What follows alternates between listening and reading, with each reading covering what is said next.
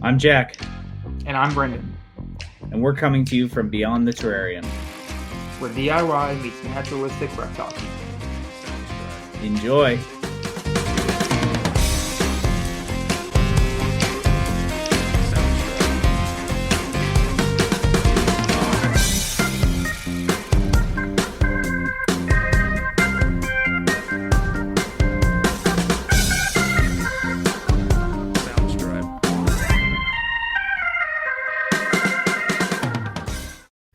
All right, everybody, welcome back to episode number 15 of Beyond the Terrarium. I haven't recorded in like 2 weeks, so I'm a little rusty here. You might see here we've got Jack Thomson from Gekkota Cast or Gekkota Culture, but he's got Gekkota Cast in his I think that was Brandon. name. But so Jack's joining us tonight. He's jumping in for Brendan. Brendan actually had his baby daughter over the weekend. Her name is Adeline, and she's perfect in every way. So everyone watching right now, if you're watching on YouTube, definitely go leave a comment and say congrats, Brendan, and shoot him a message and congratulate him. It's really exciting. So Brendan is taking a little bit of time to get adjusted to being a dad and his whole new life that he's got, but he'll be back. And in the meantime, we are graciously joined by Jack Thomson. So Jack, how are we tonight? Good, dude. It's been a good week in the room, I'd say. Some animals have been hatching out of eggs. I found some chameleon geckos in the enclosures the other night, so that was a cool find. It's always nice when the Urodactylodes. Yeah, okay. Like gotcha. the new cows. Mm-hmm. I just found like a couple of them in the enclosure. I was like, because I didn't even think they were laying eggs, because I've checked that enclosure multiple times recently for eggs and I haven't found anything. And then there was one on the branch, so that's cool to know that they were breeding, and I'm not just losing my mind here. So that was a relief. But we're actually gearing up to move next week. Yeah, I think I have next Wednesday or next Thursday kind of circles the day that I move all the animals. So it's gonna be a little stressful, moving in slow. It's starting to be a little bit warmer, kind of getting up into the high 70s, low 80s now, but there's no AC in any of the houses out here. So it'll be interesting moving the animals over. I gotta theorize strategies for that. So I've been kind of a little bit preoccupied with that recently, but it's been good. Yeah. Yeah, and we're definitely going to jump into some of the thoughts you've got there and everything you're doing there tonight. I do have a quick question on that. Are you moving to Bronia too? Yeah. Okay. Should be fun. My plan, so in the place that I work, or my office space, it stays like 72, I think is what they have the thermostat set at, like 72, 73. And it's like pretty well insulated in there. So I think I'm just gonna deli cup everybody, throw it in like one of those big 38-gallon black tubs, and bring it in, and just leave them there overnight. Just spray everybody down good the night before. Kind of bring the animals in that day, and then that night maybe I'll break down all the racks and drive them over. Thankfully, it's a short drive. It's only like a 5-10 minute drive from here, but I'm planning on putting them all in the garage, which been asking the guy that's there, like sending him weird texts like, "Oh, what do you think like the garage gets to temperature wise?" And like completely out of my bounds, or kind of out of bounds shit. But like I'm just trying to get a feel for like how hot it gets, how kind of well cut off it is from the sun. Just because I got a lot of stuff that can't really tolerate high heat, so I gotta be a little careful. But I got some ideas for maintaining a cool environment in there. But maybe temporarily, I think we'll go back into the bedroom there. So, are you texting this guy at like noon and 4 a.m. telling him to go outside and take temperatures right now? Yeah. Well, I'm actually moving in with him. But all the other tenants are moving out, so he's a friend. Gotcha. But he ferments like wine, like he makes wine there. Okay. So he's got cool. He's actually got like a little temperature gauge, I think, where his wine's kind of doing its thing. I guess it's I don't know how to make wine, but I think it's like a part of it too is the temperature. So he's been checking up on that for me. Yeah, he's more dialed than you are with temperatures, I'm sure. Yeah. That's awesome, man. Yeah, that'll be Yeah. great. So yeah, we're gonna talk about that for sure tonight.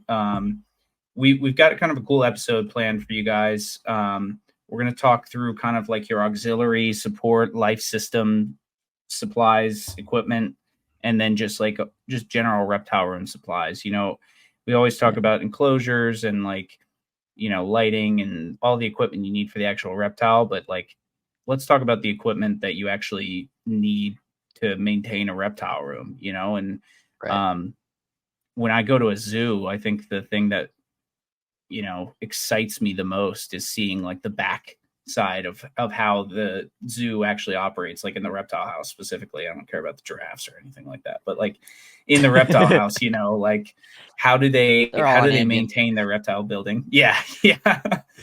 But like, yeah, how do they maintain their reptile building, and like what kind of equipment and systems do they have back there? Because they've got a lot, and we're definitely not zoo level, but that's what's super interesting to me. So I think this episode's going to be really good and really exciting to talk through. Um, you know what each of us have in our reptile rooms, and kind of some ideas that we would like to do, and just kind of get everyone thinking about like the different equipment they could use in the reptile room and how that could help them. So No, yeah, this is a topic I geek out about super hard. So like, and I feel like a lot of people that keep multiple reptiles always kind of run into not necessarily issues, but this is like definitely a topic of consideration for them. Is like yeah. what room will work best, like what side of the house, and also you're on the East Coast, I'm on the West Coast, so the way the Mhm. houses are built, in lieu of like the different temperatures and seasons and stuff on either side, like it's all part of the consideration. So I think it's cool that we're gonna have a couple perspectives on it. So should be able to Yeah. cover a wide gamut here. Yeah, absolutely. And you already mentioned like, you know, your room or your house, or I guess most houses in California, I don't know about your house, but don't have AC. Um, No. and so, yeah, would love to talk to you, like, you know, to start off, like in your current setup, you know, how are you controlling temperatures, and like how do you deal with swings? You know, for me, and this is just on my side, you know, I've got heat pump and an AC unit, and my Yeah. house just stays whatever temperature I want it to be. So it's a lot different when you don't have that. So I'd love to hear Yeah. about how you're Yeah, controlling it's that now. totally. No, it's I think it's just a lot of houses in San Luis Obispo. It's like a coastal town ish. Mhm. So there's maybe like 1 week out of the year that it gets above like 95. So But it gets jealous. hot. And then it gets dry. So like there's always a congruent like power outage for fire safety.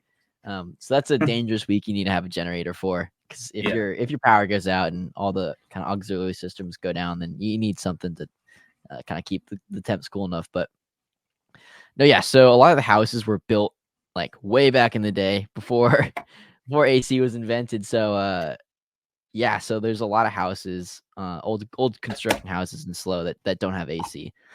Um, and basically, I'm kind of living in. I think I said this the last episode. I'm living in like a cardboard box essentially. Um, it's like literally just like I don't know, like wood paneling, like kind of 2x4s, and then like another panel. I don't even know like the degree of the insulation. It's minimal. It ebbs and flows pretty damn hard in here. So but Yeah. I guess for keeping it cool, right now I've got a portable AC unit hooked up to the window. So I have that blowing cold air in from one side. I When it gets warmer, I'm always gonna have that ceiling fan cranked. Um, you leave that fan off in the summer, even with just like not even like a hot day, but just if you're running a ton of lights, um, there's a lot of heat that comes from like T5 fixtures, a lot of the commercial LEDs if they're bright enough. The heat domes, obviously, like everything electricity is going to produce a ton of heat. Yeah. And that's all going to rise in the room. And it's all going to hit that ceiling and kind of bake up there. So if you have tall racks, right, above eye level, you get in a step stool in the middle of the day and it's like, whoa, it's like a hot cloud up here. So Hmm. I definitely like to keep that ceiling fan kind of circulating that air so that the stuff high on the rack doesn't get too hot at any time of the day. Cause most people are going to throw their thermometer kind of, at chest level or whatever in an Yeah. enclosure, but you know, um, that's giving them a good reading of what you're kind of walking in. But you get on the step stool and get up there where some of the other cages can be, then it gets significantly warmer with just like Yeah. equipment heat. So I think that's another important consideration. But the way that the kind of portable ACs work though is they kind of I actually just forgot. This is perfect. They work through dehumidifying the air. Like they strip water out of the air and it spits out cold air, and then it shoots hot air out through the exhaust. But it also, part of that reaction is it also takes water out of the air and drains it. I forgot to put my reservoir on my AC unit and it just kicked on, so I'll be right back. You're good. Jack was mentioning the fan there. Keeping the air circulation is really important as well. I keep aquariums too, and so I always think about it like this. But if you have an aquarium heater that you have in the corner and there's no water flow by it, it's just going to heat that section of water and then not get distributed throughout the rest of the aquarium. And then the thermostat on the actual heater will assume that it's the correct temperature because it's the water around it is, but the rest of the aquarium isn't the same temperature. So the water flow in the aquarium is the exact same as the fan that Jack was just talking about, to make sure that the air is flowing. So it's all getting to the air conditioner and then able to be air conditioned versus just the air around the air conditioner. Right. Yeah, that's another great point. Is like, you can't just like, I think this room's like 10 feet by 18 feet. So like, 18 feet, that's a long space for a simple air conditioner, or like a simple, portable air conditioner to run. So you are going to have to kind of supplement with extra fans. But like I was saying, it dehumidifies the air. And keeping a ton of tropical species, you kind of have to work against, ideal parameters with that. So I do also kind of congruently run a swamp cooler, which works off of evaporative cooling. So it kind of rehumidifies the air while also blowing air towards the bigger, better AC. The problem with the swamp cooler is once it reaches a certain humidity, it stops being effective. I don't have an exact number, but being in California where it's so dry, usually in a lot of the places, it's actually great since it also humidifies the air, and the average air humidity is pretty low. So yeah. What is your average air humidity like in your room? In my room, it's usually sitting, because of all the equipment, it usually sits around 50 to 60% during the day in any given enclosure, and in the room too. At night, it'll spike to like maybe 70, 75 if I miss that night, which is more than the rest of the house for sure. But thankfully, being in like a kind of a coastal town, that evening, that fog layer will always kind of roll in. Doesn't matter if it's summer, winter, whatever. There's a good chance, like most nights, like a fog layer will kind of come in, and if you keep your windows open, it'll go right through. If you keep a fan in your window, kind of blowing night air in, it'll humidify your room for sure. Oh wow, that's cool. Do you know what like the humidity percentage cutoff would be for a swamp cooler for it to be effective? I don't, but I would imagine it's like once you feel kind of muggy, it's around there. Okay. I would trust, at the very worst, it's a fan, circulating the air, which is always good. But best case scenario, it's probably working under 50% humidity. If I had to take a guess, I say 60% and above is where you start to kind of see a drop off in performance or effectiveness. Gotcha. But also the effectiveness of the swamp cooler can be exacerbated by using like ice cubes in the water. If you cool that water down, that it's evaporating, it'll work 10 times better. So if you just leave the water room temp, it'll do a little bit, but not too much. So you kind of got to be on top of replacing the ice cubes or whatnot. Or you can use a lot of the commercial like Amazon evaporative coolers come with little ice packs, reusable ice packs that kind of slot into a little space in the cooler. You just kind of swap those out each night or each day. If you just remember to do it before you go to bed or whatever, or like when you wake up every day, to try and, if you got to go to work, maybe you wake up and it becomes part of your routine where you just swap those out. That way they kind of last those first 6-7 hours of the day. Yeah, absolutely. I think I'm gonna have to look into a swamp cooler because, you and I were talking previously about my room and how hot it gets during the summer. I'm kind of like right on the edge for most of my animals. A lot of my native stuff would probably like it a little bit cooler, but it's not hurting them currently. Right. But I think adding a swamp cooler will help bring those temps down, especially if I do that ice thing or the ice packs, like you were saying. Yeah. Right. And it'll add some humidity.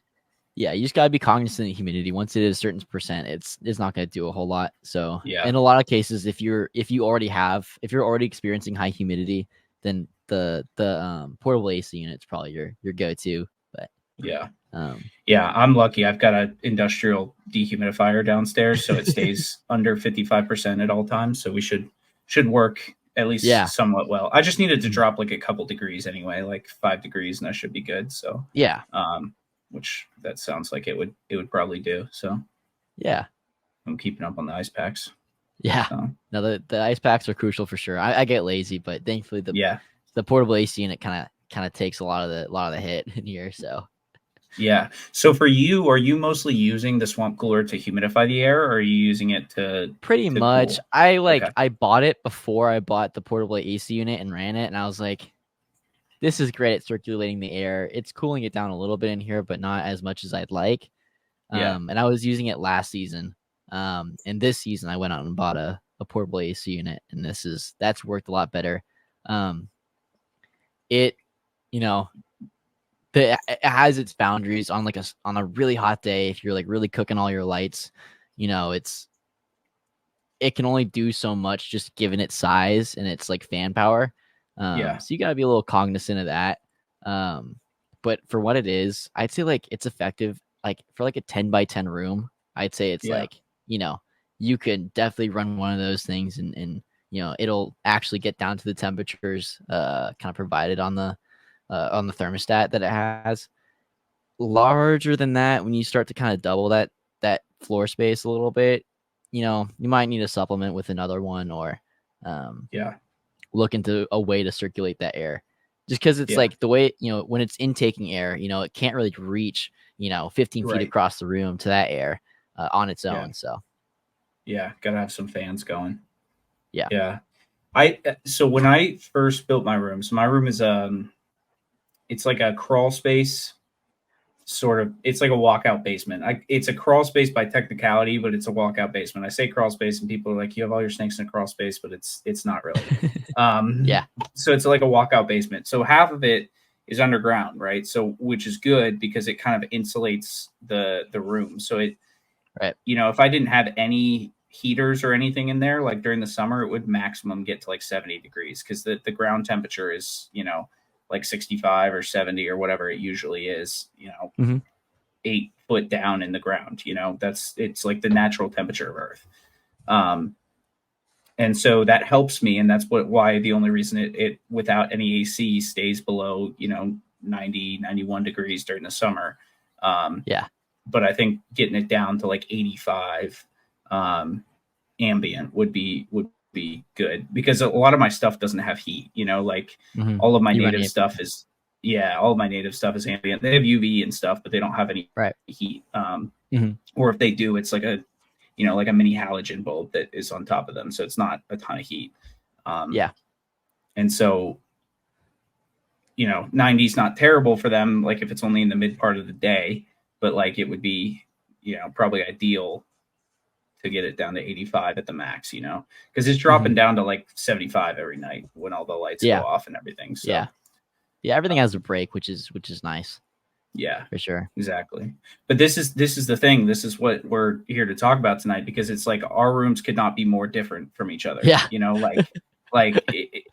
the only way you figure out how you like need to, edit or like manipulate everything is by trial and error and just keeping track of your temperatures. And before we get to tracking temperatures, I do want to ask you about heat, because we kind of talked AC and stuff, but like, do you have like a heat system in your house, or are you like, if we do, it's probably broken. So Yeah, no. So, again, like I was saying, cardboard box. So when it gets cold, it also gets cold in here.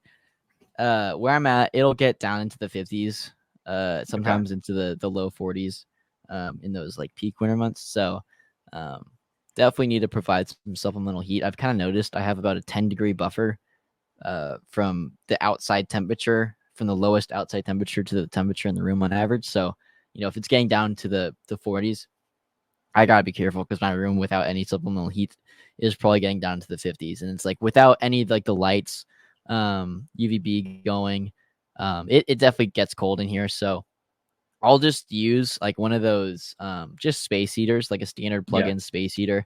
The one I have is about 1,500 watts. Mhm. I've never had to use above 1,000 watts really at any given time to heat the room back up, out of that thing. So I'll usually put it on like the middle setting, and it is able to heat the room to, into the 60s, 70s pretty easily. Um, Yeah. Heating is a lot easier than cooling, I will say, and a lot more Really? cost Okay. effective. I would say cooling a room down takes a lot of electricity and puts out a lot of heat itself just through that process. Like the exhaust of that AC unit's blowing right now. I mean, it's only probably like, you know, high 70s outside right now, but in here it's like 4 or 5 degrees lower, and that thing is cranking. So Yeah. Okay. That's interesting. Yeah, I'm assuming the space heater you're talking about is the oil, like one of the oil filled ones, like like it's it's like metal and it's got the radiator kind of look to it. No. it's something a little bit different. It works the same way that like I don't know if you ever go to like a restaurant and they have like those overhead Yeah. heaters with like the red. It almost looks like a T5, Yeah. fixture, Yeah. but it gets Hmm. orange. It's one of those. So I think it's like I think it's a heat projector or like an Yeah. Yeah. Yeah. infrared heat It's like a projector. heat storm. It Is that what it's called? Something like that. I got it. Yeah. I got it from Lowe's. If you look up just space heater, there's the oil filled ones like you were saying, but Hmm. they're you know does that entire metal unit heat up? It does, but it's not never hot to the touch. Okay. Okay. Yeah. Gotcha. Yeah. I was gonna say that's a little bit of like it could be like a bit of like a burn risk, or if you put it next to Yeah. something. The space Yeah. heater is pretty. Oh, sorry. Go ahead. No, you're good.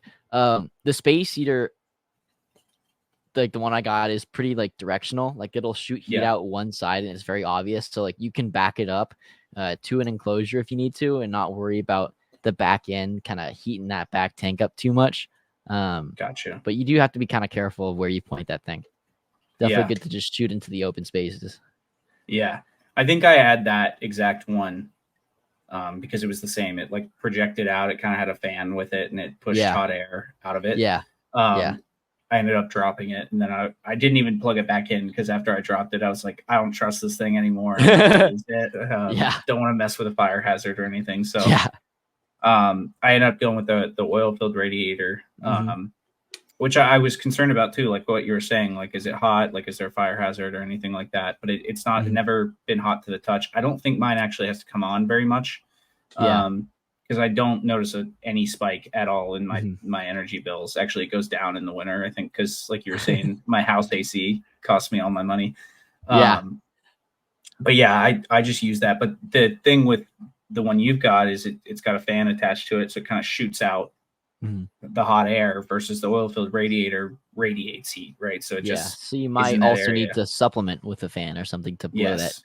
kind of warm Yeah. air around.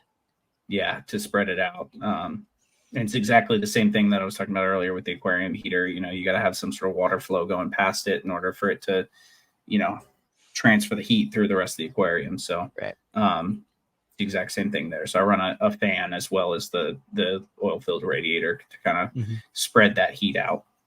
Yeah. But yeah.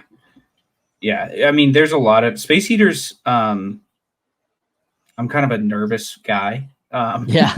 as far as like It my pays to house be. and things. Yeah, you got to think about all the possibilities. And so when I was figuring out what kind of space heater I was going to go with, I was very concerned about fires, just because that's a huge cause of fires in the U.S. is space heaters.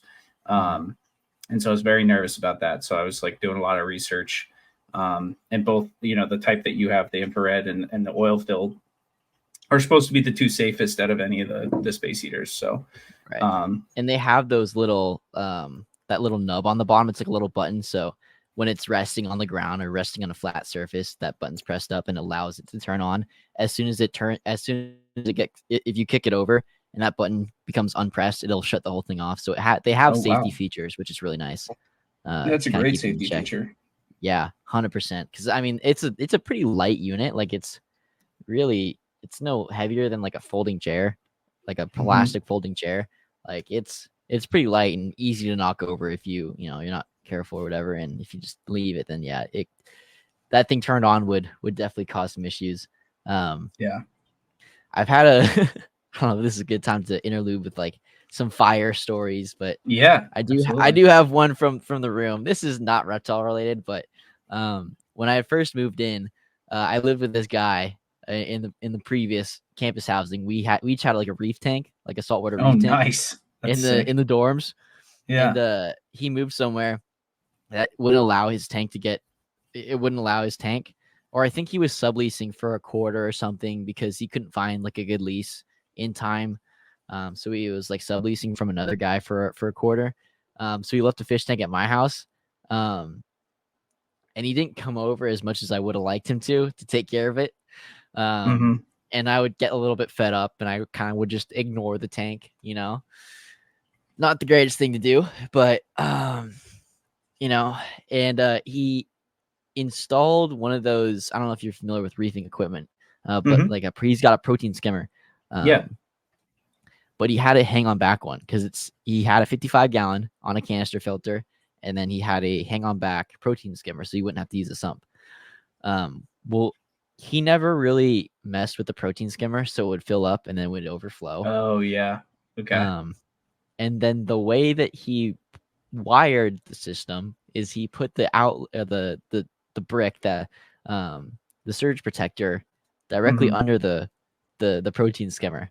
Oh, so that protein skimmer would overflow and it would drip, drip, drip, drip, drip on that on that power supply.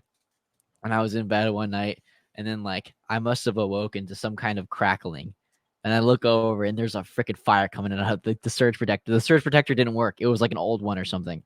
Like it must have just like I don't know why it didn't just shut off. Yeah. But that thing was still charging power through it with salt water going in it, and it caused a little fire to burst out.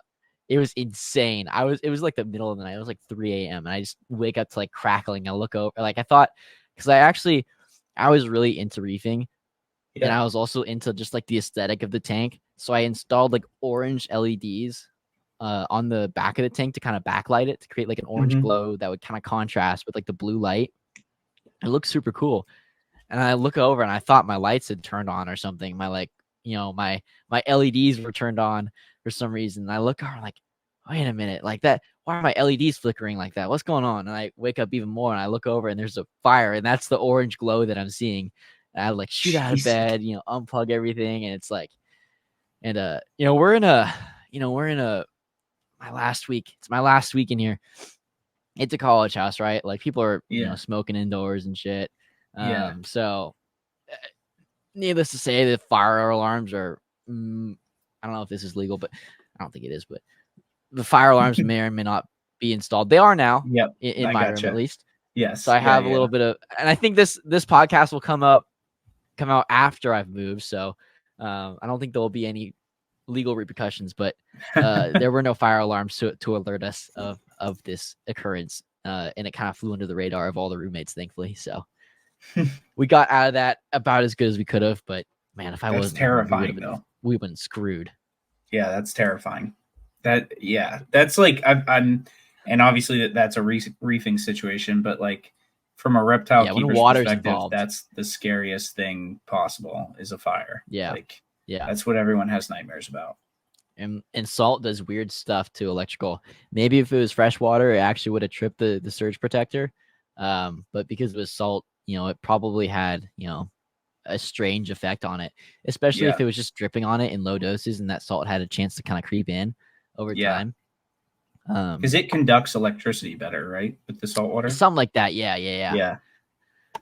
That's scary, man. That's so scary. I guess that's another piece of equipment in our talk tonight is potentially have a fire extinguisher on you. I've got one that I keep underneath my bed just in case, because like I said, I'm a nervous guy. Not to scare anybody, but yeah. Yeah, it's for self-protection in case I need to hit somebody over the head with it, and it's also for somebody's trying to steal putting my out turtles. fires should they happen. Yeah, exactly. Don't come near my turtles. Don't come near my turtles. But yeah, dude. So my fire, or smoke detectors or whatever are, I like had a bunch of electrical work done so I could set up my reptile room, and so they put in all new smoke detectors, and they're like new, like they're all like synced up together, but they're battery powered or whatever. So if one goes off, they all go off, and which I guess is like the standard now. But they put one down in the reptile room, which is great because if there's fire down there or whatever, I'll know up here because everything will go off. But because my reptile room is a crawl space technically, or it's like an unfinished basement, it gets kind of dusty down there just because of the nature of the room. And so dust particles will get in the they're not particles. It's not like I have dust like floating around the room, but like dust will like accumulate around the smoke detector. And so every time it gets to a certain point, it trips the smoke detector. So it's been like 2 a.m. here before me and my girlfriend are dead asleep. Fire alarm goes off. Like there's no worse way to wake up, and thankfully it has never been an actual fire. It's always been dust or something, but I just keep that fire extinguisher down there just to, be 100% sure, because it scares me every time, Yeah, totally. Also, like the amount of electricity that some of these reptile rooms are pulling is insane. And the way that people will cherry, what's the word? Cherry, daisy chain. Yeah. The way that people will daisy chain their outlets and stuff and fit a bunch of lights on them and then put another extension cord on it, then another. Like the way people daisy chain, it puts a lot of strain on electrical. So if you're gonna keep a lot, I would definitely suggest get an inspection done on your breakers. I had a little bit of a scare with that. I'm pulling a lot of electricity out of this house or out of this room right now with all the T5s and stuff that are going. Lesser, it was more when I was running the reef tank, but I guess this house was built like during wartime, so they didn't use copper in the breaker. They actually used aluminum because copper was in such great need for the war, or great demand for the war. So they used aluminum anyways, fast forward, 50, 75 years. And you pull too much electricity through that thing and it kind of implodes. Oh, Jesus. Yeah.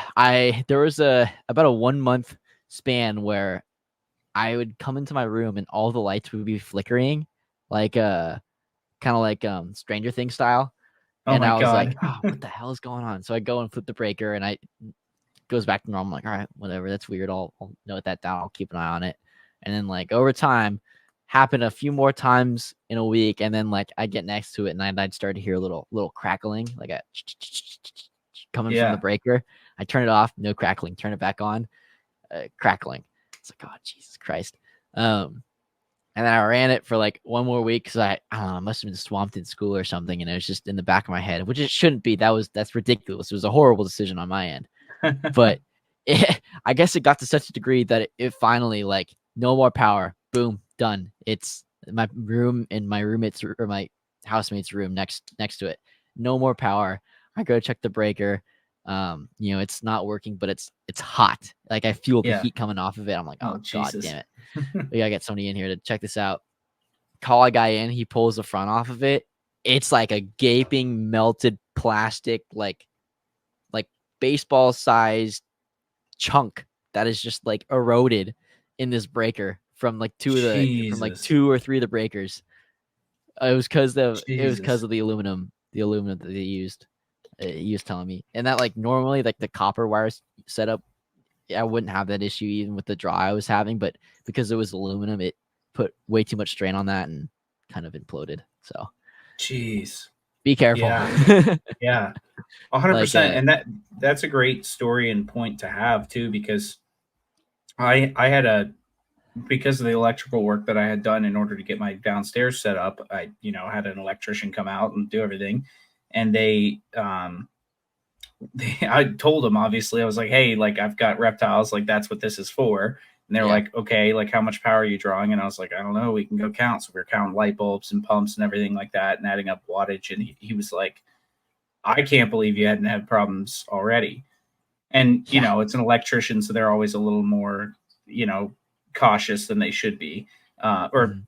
thankfully they are, because that keeps, Yes, that's a fires from great thing. happening. Yeah. But they're also trying to sell more work and like do all that. So, I took it kind of with a grain of salt, but also Yeah, understood that, like, hey, so when he did my basement, every single outlet I have is on its own breaker. Um, which really, is which is kind of insane. Like, you don't really hear about that. Normally you have like half your that's house as far as badass. outlets on one breaker. Yeah. Mhm. So I pretty much am unlimited on as far as power draw per breaker that I have. Not unlimited, but like, I could run a Yeah, fridge off of right. off of one outlet and still, have lights and stuff like that coming out of it, just because of, them Damn. being separated. But yeah, yeah, that was a huge, and I will be doing that for the next house, like, because the next house I get, I'm definitely going to try to like build my own reptile room and have Yeah, like a separate building and stuff. Um, so I'm definitely going to have separate, breakers for each outlet, just because of how nice that is now having it, or yeah, like maybe two outlets per breaker, just, to divide it up. But that is yeah, badass. That is yeah, badass. yeah, it Wow. takes a lot of fear out of it, because, you've got some level of like comfort in that. So Oh, 100%. Yeah, that's the only way to go. I honestly feel like fish people might have it a little bit worse than us right now. But I don't know, man. I'm a turtle guy, same as fish. no, that's It's what I meant. Like I meant like people that yeah, work with water. The water yeah, yeah, systems yeah, can really put a draw. Like that pump needs to be yeah, ripping. yeah. So yeah, And no, that's aquarium props, heaters, dude. That's man. sick. Aquarium heaters Yeah, are the worst. Like, dude. that's the I was most dangerous like appliance you could have ever. I'm I'm like telling walking you. through the fish store and I'm reading like the heater sign. It's like 500 watts. What the on an off the shelf little metal bar. It's Yeah, insane. yeah. I've got one in Kevin's pond that's like 1200 watts, I think, which is Yeah. absurd. But it's 400-gallon pond, so you gotta Yeah. you Kind gotta of have gotta be enough a to little heat it. absurd. Yeah. So those aquarium heaters, man, they're if you get a good brand, there's a little bit of safety there, and Yeah. but you got to be careful with those, especially with turtles, man, because turtles are destructive and they'll start biting on stuff that they probably shouldn't. So you got to make sure you buy the right kind of heater to be able to Yeah. take some damage. Yeah, you gotta get someone with like a cage, right? Or Yeah, something. or like the Yeah. titanium ones that Oh are yeah, pretty yeah. Yeah, I solid. use those for Yeah, reef tanks. Those are excellent. I gotta like yeah, I've left those I don't know if I should say it. I've left those out running before and it's been yeah, oh cool, it's anodized, but it still worked. yep, yep. It Those glass heaters, torpedoed. as soon as they get dry, they Oh, those start things. electrocuting everything. Yeah, Yeah. so We gotta be at the careful with fish that. tank I used to work at, we had like a stingray and like a big stock tank in the middle of the Nice. store. Big old plastic stock tank. And every now and then we'd be like working and hear somebody like go, "Oh shit," or like, "Oh," or like it's X amount of profanity because we'd let them like reach their hand and pet the stingray. They're super Yeah. friendly. We let them feed them and stuff. It's just like a Mhm. cool thing that brought people through the doors. And every now and then we'd hear somebody freak the hell out, and we're like, "Oh, somebody better check the ground The wire. heater. Or somebody better pull out the what do you call it the checker the Oh, two like like the red and oh the black um probe set and the gosh, why am yeah, I what blanking is on the that called? name? It's like some sort of meter. It's Yeah, some yeah, I know what you're talking about though. the Yeah, electrometer. Yeah. We'd stick that in the yeah. water and it'd go, and we're like, Oh oh, Jesus. it's time to replace that heater. Yeah. It's always the It's heater. crazy It's that always fish the can heater. live through that. Like, I guess Yeah, because they're not feeling it, because they're not touching any like the ground. Like, maybe, yeah, I don't know. yeah. I'm not an expert. I can't tell you why, but it's just My crazy boss because I've swears like my boss is usually likes to wear like big boots or whatever. He'd like take his boots off and then put his hand in. He'd go, Yeah. Yeah. I'm in flip flops, right? And I'm just like, oh, geez. And then he's in big old boots, like, oh, this ain't nothing. And then he takes his shoes off and like loses it. So it's always a good time. Yeah. Those heaters. I usually wear Crocs when I'm working in the reptile room, and I always got to remember if I'm gonna try to check it with my hand, if the heaters, I have to take the Crocs off, because Crocs, very insulating shoe, fully rubber. They're great for that. So hey, that's a part of a functioning reptile room. You got to think about is the shoes. 100%. You got to have reptile room shoes. Got to. I can't imagine better ones than the Crocs, man. Especially if I'm working in Kevin's cage, I can just step right in and out of the water. Oh yeah, totally. Yeah. You should get one of those hand dryers, like the air hand dryers. Stick that right on like the outside of the tub and put like a little like plastic tray. You can step in and just have it blow your feet out from the water. That's a great idea. That is a great idea. The foot dryer. Because if it's anything like sticking your hands in a tank, you're whipping those things around, water's getting everywhere, and so the water definitely gets everywhere. But I've got like pretty much all concrete floors down there, so I don't really. I would kill. I would kill for concrete floors. Carpet. Yeah. Oh man. Like, backtracking to the reptile room. Don't. Yeah. If you can, don't do it on carpet. If you own a house, don't do it on carpet. If you're renting, sure, but like, you're gonna spill shit. You're gonna overspray. You're gonna, there's a lot of things you can do on like a sealed floor that you can't do on carpet. So 100%. And so all the reptiles used to be, before I finished my crawl space basement, I gotta figure out what I'm gonna call it, but the reptile room, before I finished the reptile room, everything was in this room that I'm in now, which is now the master bedroom, but previously it was the reptile room, and I stayed in the smaller room because that's what we do. But Kevin's pond, his original one, which was like 110 gallons, it was smaller, but that was up here, and I was filling it up one day and I overfilled it. It's the only time I've ever overfilled anything in my life, and I've been keeping aquariums for, I don't know, like 10 years now, and I overfilled the largest aquarium I've ever had, basically, right? Like 100-gallon stock tank. And water was everywhere, and it was in the carpet. It went down to the subfloor. It was awful. I had to get like industrial dryers out here to like drain everything. It was an awful experience. So, but if it was hardwood floor, it'd be a lot easier to dry out, So, definitely recommend the sealed floor, especially if you got water going on. Yeah, and even not water, like getting substrate out of a carpet is not fun. Even with a good vacuum. I'm looking over some of these stains on my carpet right now. When I move out, I'm like, I don't know if I'm getting my security paws back. Yeah. Just go rent you a steam cleaner. You'll be all right. Yeah, no, we're gonna get a cleaning service. We're gonna all pitch for a cleaning service to come through. Nice. There's worse stains on the carpet than the rest of the house, but speaking of floods, though, at work we have or at Zuma we have a lot of obviously we have a lot of aquatic turtles, and we keep them indoors too. Mm-hmm. And we have these little just wet sensors under every single rack, so that should anybody accidentally leave a hose running or something when they shouldn't, as soon as it gets as soon as there's water on that sensor, it'll bleep everybody's phone in the office, and everybody knows to come check on it. So interesting. There's definitely a lot of cool kind of safety components that you can get, especially for water, to kind of keep bad accidents like that from happening. Yeah, I'm gonna need a link to those or some sort of way to find those, because I would love to get those for my room. I think that'd be awesome. Yeah, flood sensors. Yeah, they're the best. It'll just ding your phone or alarm your phone when it gets wet. Sometimes because it's on like a sealed floor and there's a drain right there, I'm a little lazy. I'm whipping the hose around, filling tanks, and it gets wet, and then somebody will come in, check on me. I'm like, all right, Jack's just doing his thing, and then leave. So, but they're good. Causing problems. Yeah. A lot of people are probably going to put on Do Not Disturb.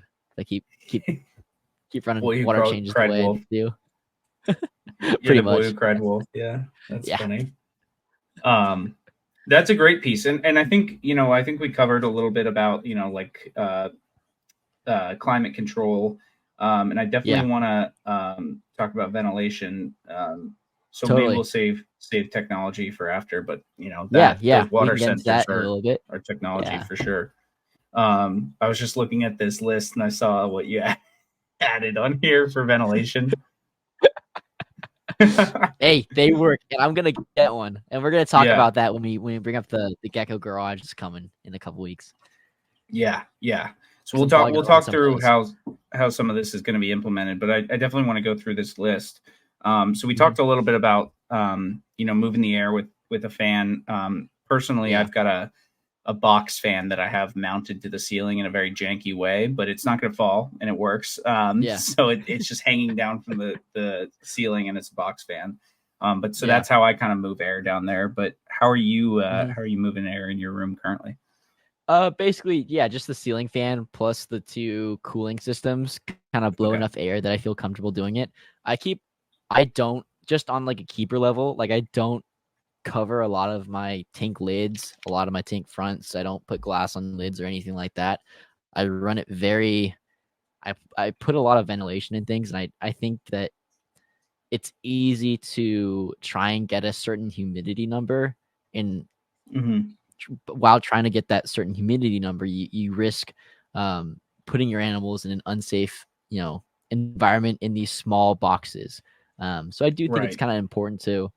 I like the idea of controlling ambient versus controlling every single little box in your room, and I think it does work better when you're doing it on a large scale. You can be a little bit more kind of broad stroked with it, but I think it really works. So, um, Mm-hmm. on like a past just the room level, I like to keep the tanks really well ventilated. Um, just kind of keeps anything from growing and getting gross. Yeah, you can always run into mold or something like that if you don't have enough airflow going on, or some Yeah, sort of weird I fungus. think a lot of that it's just coming from like I don't know, being out in nature. You're like breathing in, breathing out, and that air is like so clean. And then you kind of think about a tank being cut off from a constant air Yeah. supply. It's just I don't know. Like I don't know. I'm not. I couldn't tell you. The peer reviewed article going through the science of that, but I don't know. Just on like Right. a you know more introspective level, I kind of feel that the ventilation just seems very important for kind of basal health.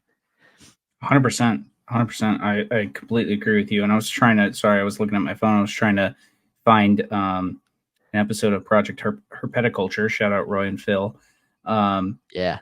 they I want to say it was Gecko Boa or somebody that they had on their show, and he breeds leopard geckos, and he was talking about like all the air exchangers and stuff that he uses in his room, Hmm. because he keeps a lot of feeders as well for his geckos, and feeders create a ton of like dust that Yeah. can be up in the air Totally. and cause bacteria in the air and stuff. So he uses a lot Yeah. of air exchangers, which I think, based on my understanding from the episode that I listened to, so not very much, but what I gathered from that is that the air exchangers kind of work in the same way as an air purifier, and they just kind of remove Yeah. They some of do. those Yeah. particles from the air. Yeah. Yeah. So I personally don't run a air exchanger. I do have an air purifier in my reptile room, which I don't Yeah. know how much that helps, but anything's better than nothing. So Is it one of the is it an activated carbon one? I think those are the ones I'm thinking of. yes, yeah, Okay.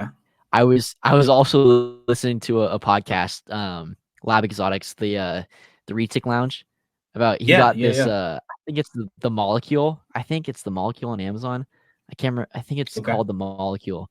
But I guess it I can't remember. I don't remember the exact story. But I guess he installed it and then he was like feeding rodents shortly thereafter, and it's the activated carbon element in the air purifiers, but it worked so well that he didn't even notice that one of the retics had regurged a rodent, and he was Wow. stinking up the bin, and like he was completely nose blind to it with that air purifier in there. So if you're dealing with any kind of like must or like reptile feces odor, you know Yeah. if you're running into troubles with that, activated like a nice activated carbon air purifier, from what I've heard, might might save you a little bit there, especially with the significant other. Yeah, 100%. It's funny that you say that now because I've always been like, my biggest flex is that I have 16 turtles in my reptile room, and there's not a single smell.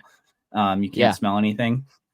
And I always just thought that was because I kept the water so clean, but maybe it's because of the air purifier, but I didn't think it had that big of No, an it's effect. a mix of two. It's a mix of two. But like running like so much ventilate, like a lot of my cages are pretty open. So like they'll shit on the glass, they'll shit on the substrate, whatever, and it's like it's right there in the air column. It's not kind of hidden behind a glass door. So it's there for me to experience, and it keeps me so far. It keeps me on top of things, thankfully. Yeah. But yeah, if 100%, and you're worried that's a about it good point. large scale, then maybe air purifier is the way to go. But 100%, and I've heard this elsewhere, but I think you have a couple of senses that you use when you go into your reptile room to kind of understand how things are working and how things are going, and smell's definitely one of that. You go down, you look, and you see, and you're able to view and understand how things are going. You could hear, if there's a filter running dry or something like that. But then smell, like in that regurg situation, like especially if you have a ton of snakes, you might not find that unless you are able to smell it. So there's everything has an equal and opposite reaction. Having the air purifier is probably good overall, but it limits the way that you're able to identify issues through your sense of smell. And so it just means that you got to be more cognizant on the other end, but it's probably better overall. But that's interesting. That's an interesting topic. And it's like, it just comes down to what kind of keeper you are. It's completely okay to need that sense to kind of kick in for you to be on top of things. That's totally okay. So some people are wired differently. So, but if you're one of those people that kind of religiously checks your enclosures, every day or every other day, and is really on top of things, you hand mist, do all that, then maybe just air purifier is just one extra tool that kind of keeps your room on another level as far as being able to show it off to other people. And then like walking into pet shops when I was growing up, there was always that cricket odor that would creep in, and like it's pretty off-putting to the non-reptile enthusiast. So if you're showing your room off quite a bit, then that air purifier might be kind of crucial. Yeah, 100%. And it's not like you were saying earlier, like there's a study you can reference or whatever, but like I don't have one, but I'm sure that it results in a better health for your animals just having cleaner air. We haven't been keeping reptiles captively long enough with modern science to know the effect. Like I'm sure air purifiers are less than 30 years old, and that's probably generous, so we don't know like what the effects are. Yeah, exactly. So we don't know what the effects are, but I am positive it can only be good from a health of the animal perspective. Right. Because I'd rather breathe in clean air, and I'm sure that they would too. We don't even have an understanding of how like toxins in the air would cause like maybe lung cancer or something in a reptile. Like we have no concept of that. No, totally. Maybe somebody does, but you think of if you're keeping feeders in the room, like back when I was doing more cresteds and more new cows, like I was kind of tapped into like what people were using as far as feeder insects. It was crickets, but I think there was a lot of buzz around red runner roaches. But there was a couple articles out there that about the frass, the roach feces that would cause allergic reactions if you were in constant contact with it or constantly breathing it in. And I mean, you're a very large human being, and they are very small reptiles. I don't know if it would carry over or what the actual, component causing that reaction is, but if you scale down, like you never know, it could have some really negative effects on your animals. So that might, another, kind of,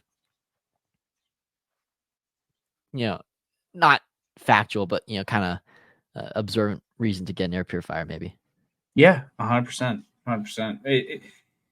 All of this stuff, like we don't like work in absolutes, like we have everything we're doing. That's what I was trying to say.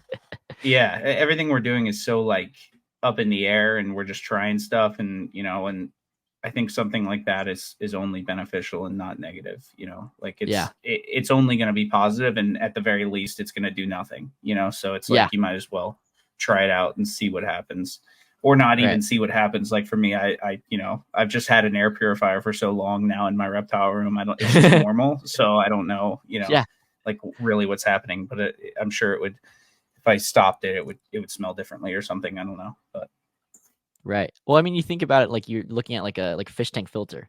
Like the only reason yeah. that activated carbon is there is to is to clean the water column, and to Mm-hmm. not make it smell. Mm-hmm. Absolutely. Yeah. Yeah. That's the best thing about activated carbon. It's funny. Um, I have a love-hate relationship with activated carbon and fish tank filters, and we kind of Uh, talked about this when we talked about aquarium filter, turtle yeah. filtration in one of the episodes we did. Right. But um, like carbon is, I believe, the least necessary component of filtration, just because of Hmm. the aquarium cycle. Like that's not part of the nitrogen cycle. It's the nitrogen cycle is Yeah. the actual biological filtration. Even the mechanical piece isn't part of the nitrogen cycle. Yeah. And so I just use a ton of biological media. And if you're filtering it well enough and you're doing your water changes, you won't get a smell anyway. But the carbon definitely helps that. And I'm sure it removes, chemicals and other toxins from the water. It's the same reason Yeah. that people are brushing their teeth with carbon now. Just helps remove stuff like that. So Yeah. Yeah. Totally. get those black teeth. But um, so okay, let's quickly, or not quickly, but let's go into talking about your new spot, because I think Mhm. this next exhaust fan for an unknown purpose, would Application. be used in that. So talk us through kind of Yeah. what you're All doing right. and what This the is plan where is. this is gonna be a bit of a ramble, a bit of a mind explosion here.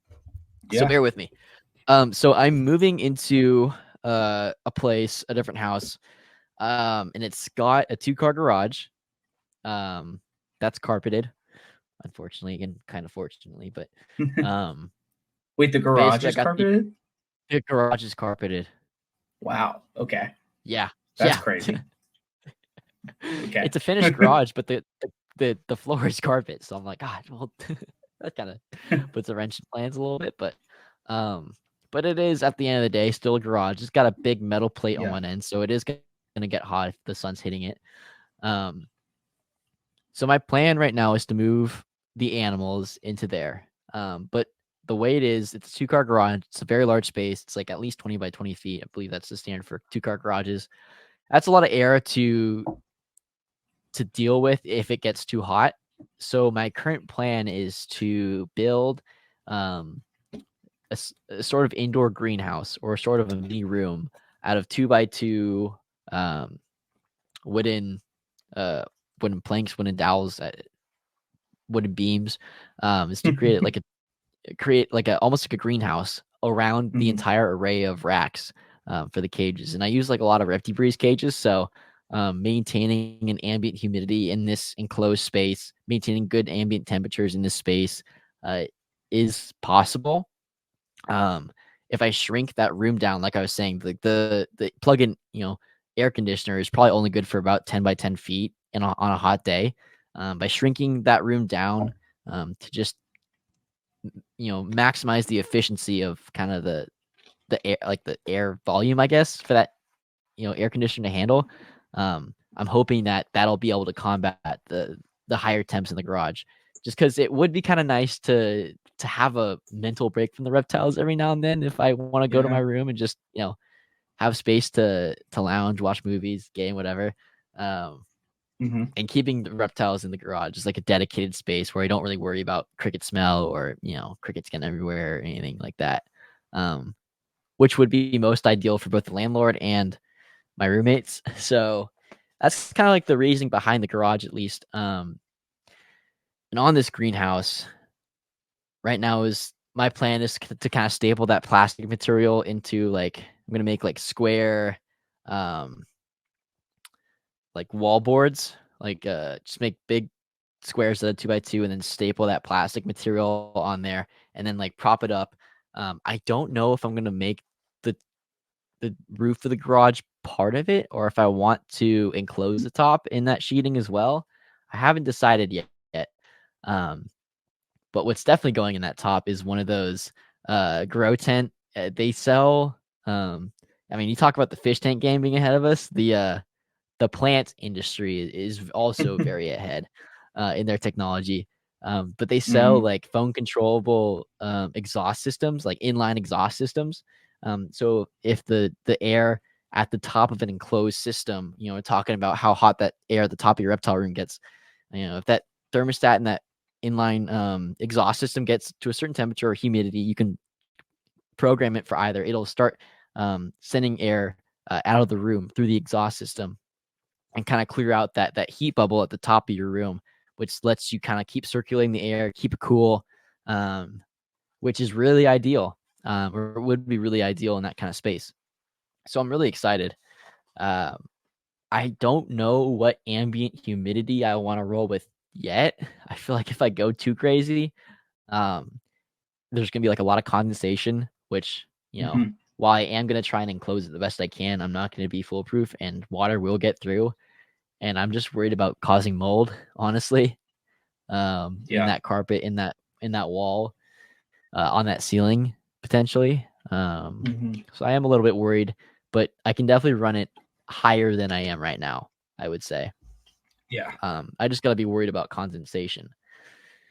That being said, I could probably run like an air humidifier in there and just program it for like 70% and get away with it. I'm thinking Yeah. that's the most I can get away with. The other thing too, like, and this is just from what I've experienced with Kevin's cage, because it's pretty Uh-huh. similar, honestly. It's not plastic sheeting; it's plywood and sealed and everything, but it's similar in the way that it traps all the heat and air and humidity and everything in there. And Yeah. there's a 400-gallon pond, so it gets 80% humidity and higher in there. Yeah. Um, but because it's warm enough and there's enough airflow in there, mold doesn't develop. So Interesting. as long as you keep the heat high enough and the airflow moving, from my experience at least, the mold doesn't grow. Um, Okay. so Interesting. I'm not going Yeah. to say that 100%, but that's from my Yeah. experience. That's what I've seen. So Okay. Interesting. yeah. What I might also try though too, because like I was saying, slow air temp or air humidity level is pretty low, or it's pretty high, Hmm. excuse me, at night. It spikes Hmm. really heavily at night. I wonder if I could even do like an inline exhaust outside, like outdoors, and Hmm. shoot air from outside into the enclosures at night, or into that enclosed space at night, and kind of bump humidity and drop temps, because Yeah. a nice 10-degree nighttime drop is pretty crucial for a lot of the stuff I keep. Um, so it'd be interesting to kind of mess with that too. Um, I'm definitely going to do that for the Abronia. I Yeah. think I am going to keep the Abronia in my room still. I'm going to probably position them in next to a window almost. I think I'm going to put some kind of inline exhaust system pulling air from outside directly into each of those enclosures. Just because that nighttime air, like how humid it is and how cool it often is, like it would be Hmm. so perfect for the Abronia, dropping those night temps, getting him cycled. So I think I'm going to try something with 100%. that, That's and then another kind of keep all great the example. That's another great yeah. example of using like your local, like, environment to alter, your reptile room. That's awesome. Mhm. Yeah. No, Yeah. it's so fun to think about. Um, but yeah, and then I think the species that I'm gonna be putting into the quote unquote garage greenhouse, I'm definitely gonna put all the Europlatus and New Caledonians out there, but um I think I am also gonna put the Colodis out there too. I'm starting to get into Colodis too. Those have been damn fun. But I think we're gonna put everything but the Abronia out there in the garage. Um, big, you know, crucial item number one is going to be just figuring out how to keep it cooler in there. But I'm just Yeah. hoping um that AC unit in an enclosed space. I mean, like realistically, the size of this greenhouse is going to be. I actually have it all mapped out. I Nice. spent a couple hours on Adobe Illustrator the other night. And I kind of mapped out each rack that I was going to put in the garage and what enclosures from the room are going onto that rack. I got all like Awesome. I got all measured out like in the system. I put in, you can put in kind of inches and feet. You can kind of do the Yeah. units that way, and it'll show you exactly what it'll be. So I was able to map it out that way. I think I'm running, let's see, 1, 2, 3, 8, 6, about 20 feet of rack, I think, is going out there into the Okay. garage. So if I put, I think, so the Collodies are going to be going on a 60-inch rack, a 60-inch wide rack. If I make that the back wall and then have a 4-foot coming out from either end, and then a 3-foot next to that, so that'll be about 7 feet wide by about 7 by 8 kind of enclosed space. If you walk in as like a walk-in hallway, almost like a 7 by 8 enclosed space. Yeah. And I really do think that would be doable for the fan, or for the portable AC unit. I don't know what material exactly I want to use for the walls. Part of me wants to do like styrofoam board, like insulation foam board, but that shit's also like ugly. So Yeah.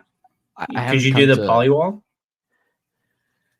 I could do the polywall actually. I feel like on that scale though, it would get pretty expensive. Gotcha. Would be my only concern. But yeah, that's not a bad idea. I was thinking about using polywall as flooring actually, and laying it down and kind of taping the seams, and then maybe putting like not carpet, but like a rug or like a mat on top of it to kind of hide the seams. Yeah. And run that as my floor, so I'm a little bit less worried about moisture getting past that. Yeah. Um, that 100%. would actually be a great material for like a temporary floor system. Yeah. Huh. 100%. Huh. Yeah, and I'm also yeah, it's a work in Thinking that. progress, and I'm spending all my days thinking about this and jotting notes down, because when next week hits, I'm really gonna have to attack this, because I gotta get the reptiles out in time to clean the house. Yeah. For the new tenants and all that. So it's a little bit of a time crunch, which is a little stressful, but I think we'll come out of it okay. Yeah. Just might take a Luckily, lot of work moving the animals yeah. around. Luckily, you've got a ton of light enclosures, which is Yeah, very nice. that was smart. I am gonna give myself props for choosing Reptile Breezes as my go-to. Yeah. I got the 100%. Brettles I got my Brettles pythons in a 3x18x3 glass enclosure, and like just moving that, it's like such like It's a going pain to in be the ass. painful. Yeah. Yeah. Dude, almost all of my enclosures are glass, and they are painful to move. I'm not excited to move when I do. I used to It have a hurts your 150-gallon hands. aquarium. Yeah, it's terrible. I used to have a 150-gallon aquarium too, and that weighed an immense amount. Yeah. And moving that thing was awful. And I did it 3 times or twice a year for 3 years. So during college, Yeah. so that was fun. But awesome. yeah, moving with reptiles could definitely be a whole episode, because That's a whole subject. I mean, yeah, really just comes down to like your limiting reactant is like the amount of buddies you got around you to help yes, you out. Doing it yourself, you're 100%. gonna drive yourself insane. You're Yeah, gonna be stressed. Like you need like a voice or two to bounce off of that. You're not afraid are gonna leave you high and dry if you yell at them back a little bit because you're stressed out. So yeah, it's definitely stressful. That's a great point. Shout out to all the people who help move reptile collections, dude, because they're usually not 100%. reptile people, and They're they're not the reptile best. people, and B, they got to deal with you and your cranky ass mood if Yeah, you're stressed about your animal's health, and yeah, it's yeah. so it's Shout out to them. props to them. Yeah. Okay, But yeah, so about 7 by 8 room is what you kind of said. I think that's where I'm Yeah, landing on right now, just as far as keeping it practical enough to. I think I got it mapped out, and where I'm at right now with all my adult animals, I should be able to swing it. I might keep the babies in my bedroom, and just use that as like a grow out space in my bedroom. Just yeah, gonna have to run it kind of standard like I do in here, but totally doable. But yeah, the garage with all the breeders in it, it'd be cool to get that thing super dialed in. yeah, But 100%. It's funny. It's not the same, but it's very similar to Kevin's cage, because that was 8 by 8. And it's basically just like stud walls that I built and Yeah. put a roof on. The roof's the hardest part, honestly, from what I've experienced, is like figuring out how you're going to support something across like Yeah. that level. Yeah.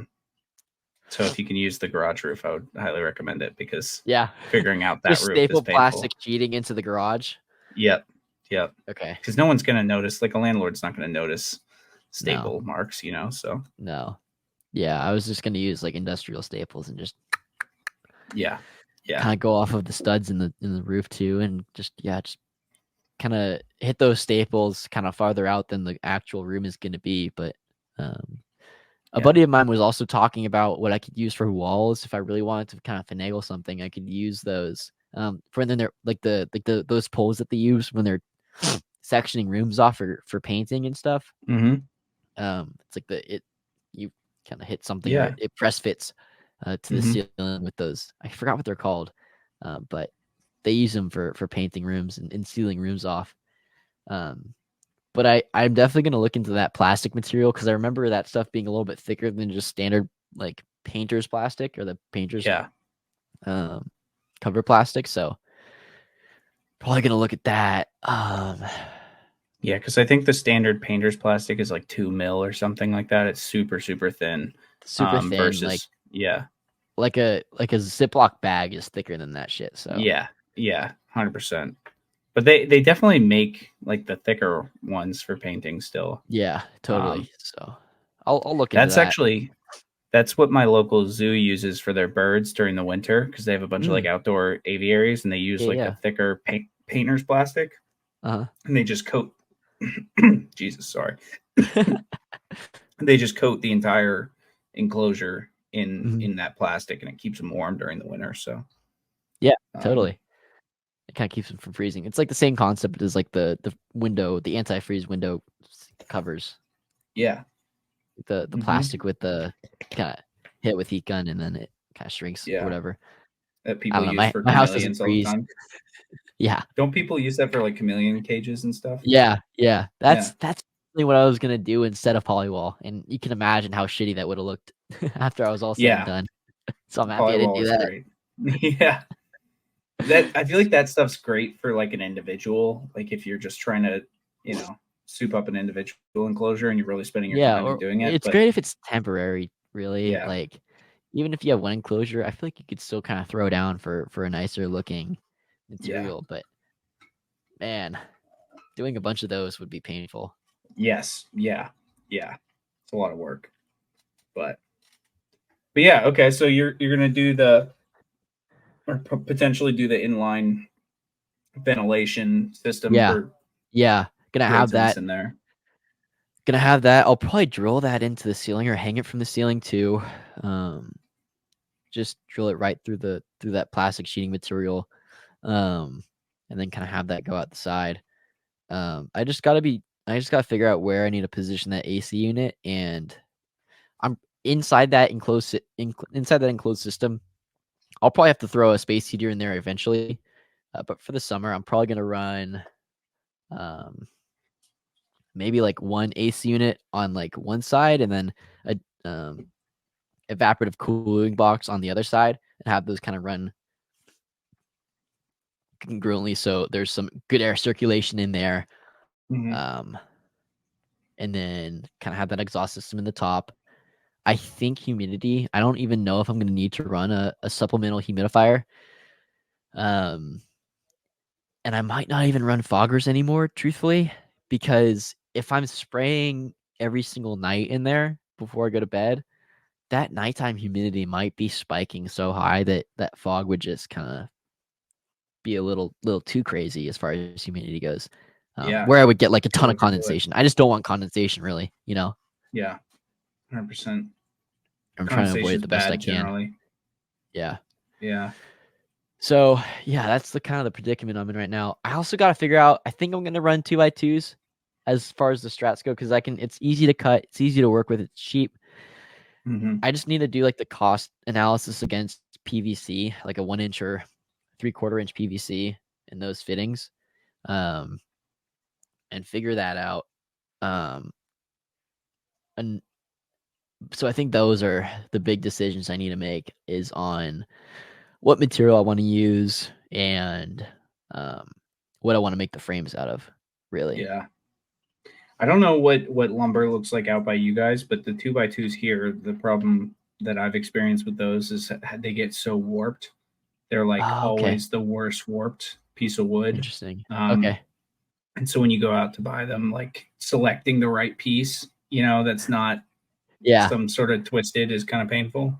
Um, I Interesting. don't know Okay. if you have a table saw, but what I've heard people doing is just using a table saw and buying 2x4s and just ripping those in half to create 2x2s that are straight, because the 2 Yeah. by 4 holds up better to warping. Still Interesting. gets Okay. warped, but it's better than the 2x2. So Interesting. Okay. Yeah. Yeah. yeah, Huh. yeah. They I just mean, they're like thin, so they get warped yeah, really easily. You know. right. And I don't even know how structurally sound I need to make this thing. I don't think I'm gonna be like resting anything heavy on it either, is the Yeah, thing. It is just literally needs to just there to stand up. it's literally there to keep air in. That's it. Yeah, 100%. It needs to stand up and keep air in. So, you know, or 1x1's common. Like I always like I probably won't go that small, but I mean that's even a consideration. I don't even know, would it warp less because it's less like it's more flexible naturally? So I don't even know if I've seen a 1x1. To be honest like with a you. dowel almost. It's honest, Yeah, it would be like a dowel. yeah, yeah.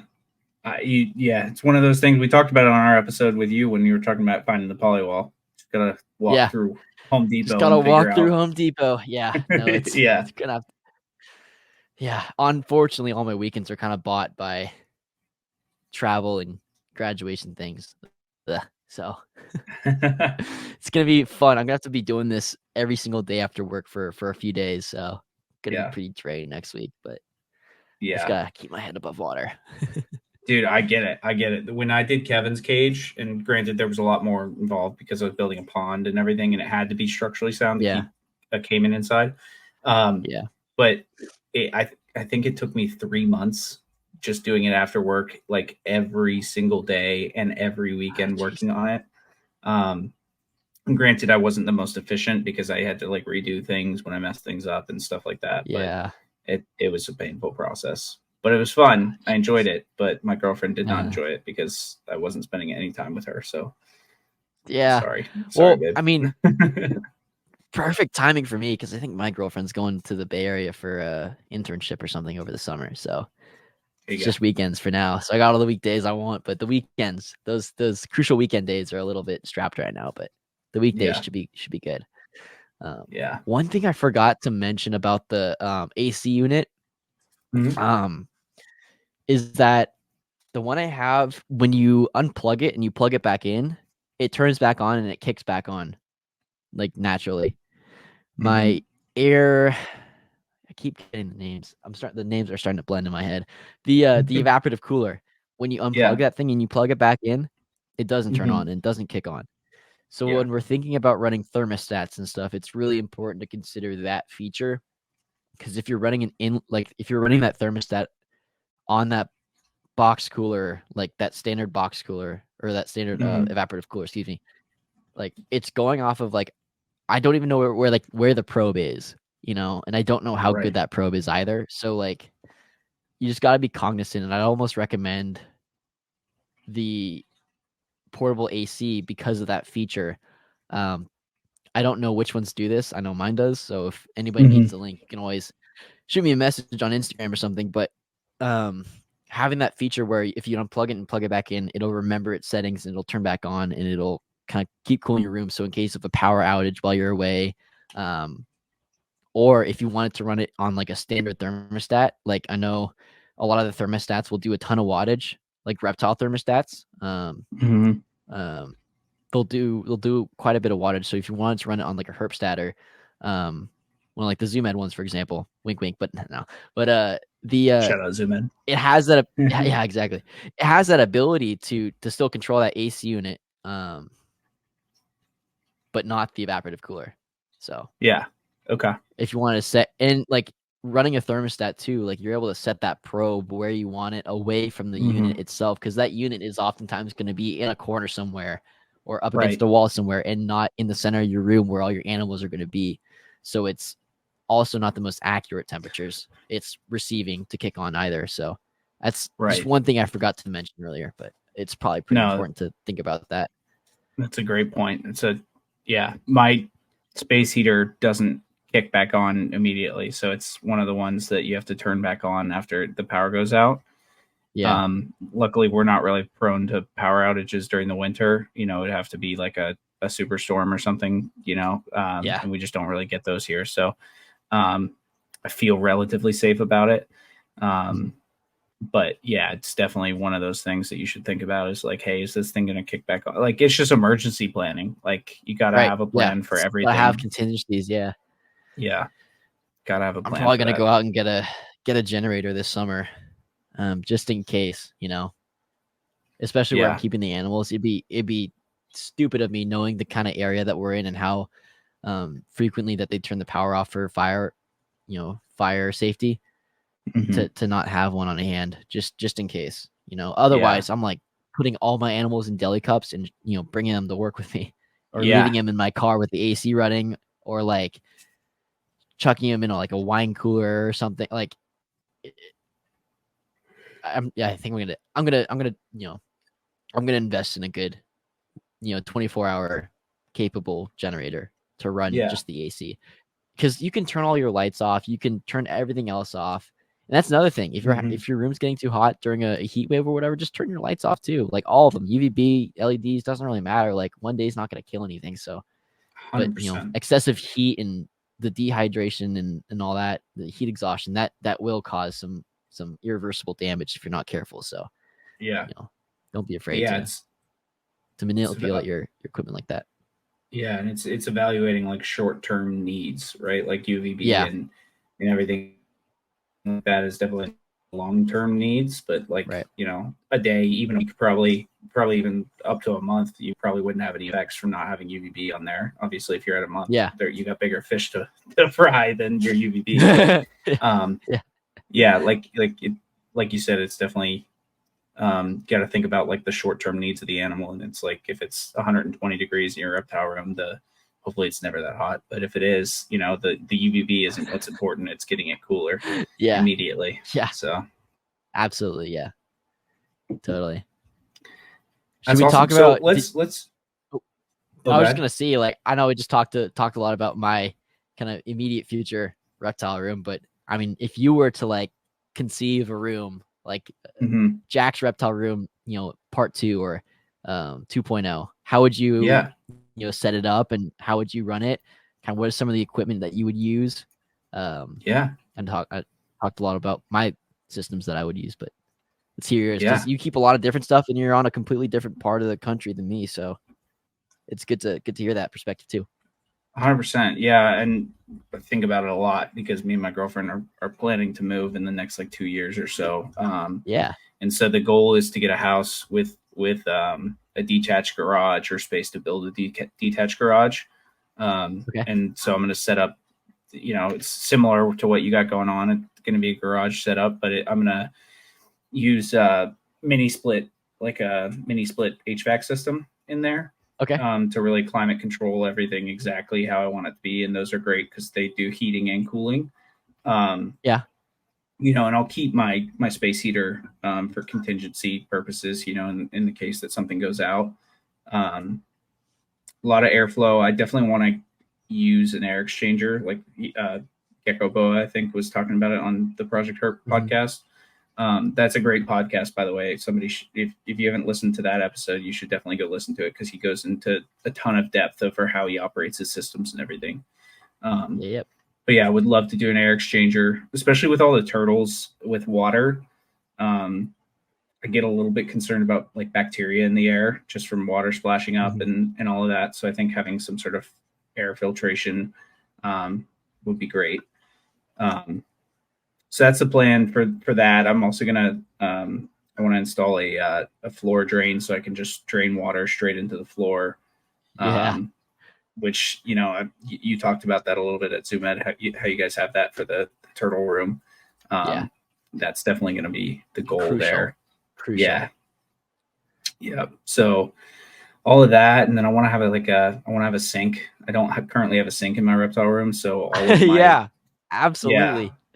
all of my water bowls have to be I have to wash them with the hose, which is not fun because it's a lot of bending over and washing it out. So I want a sink badly. Yeah.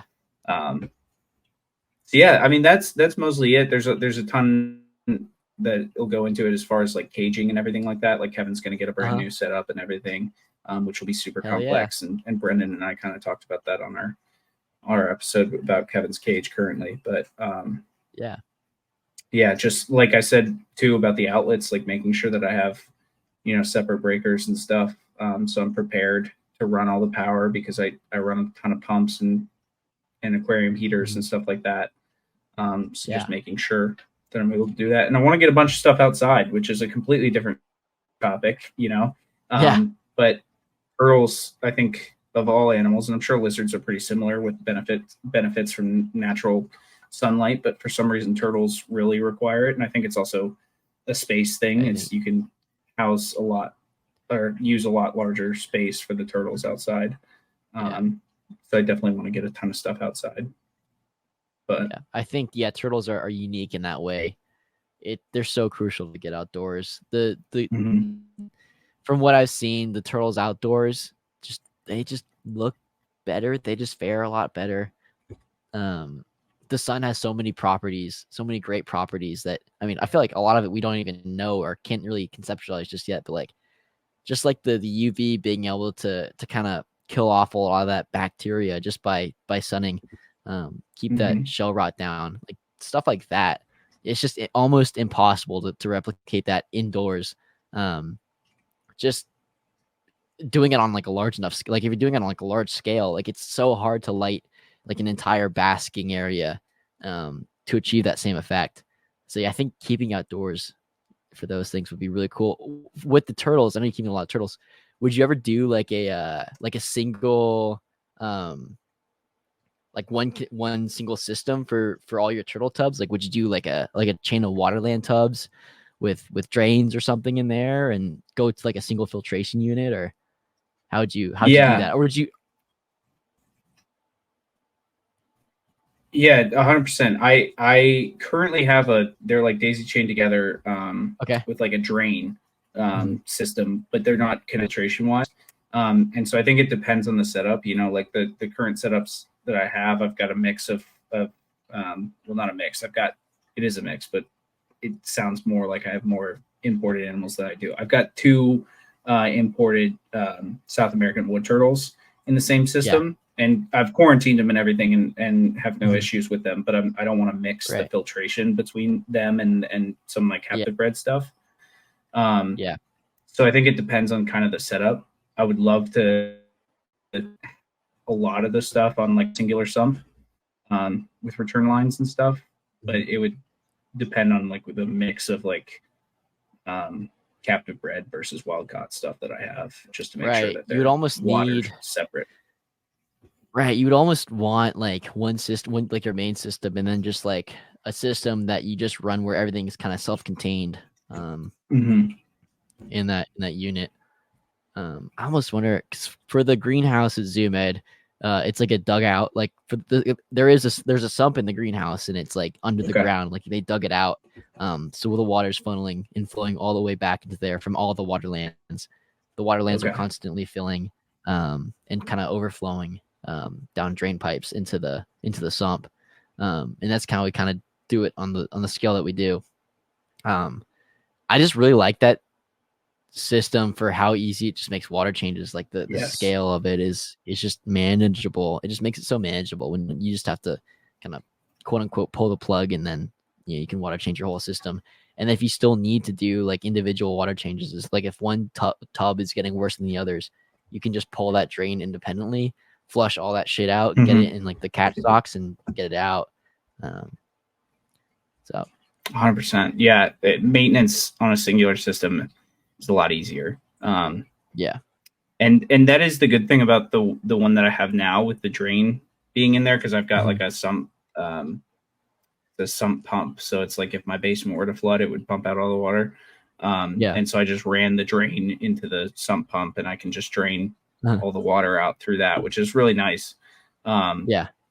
And it makes water changes easy, but I have to still do, I still have to overflow basically each tub to do the water change, since I got to move the hose to each one. And all in all, it takes me, 20 minutes to do them all. So it's not terrible. Right. And I do it, No, once that's a not week. bad at all.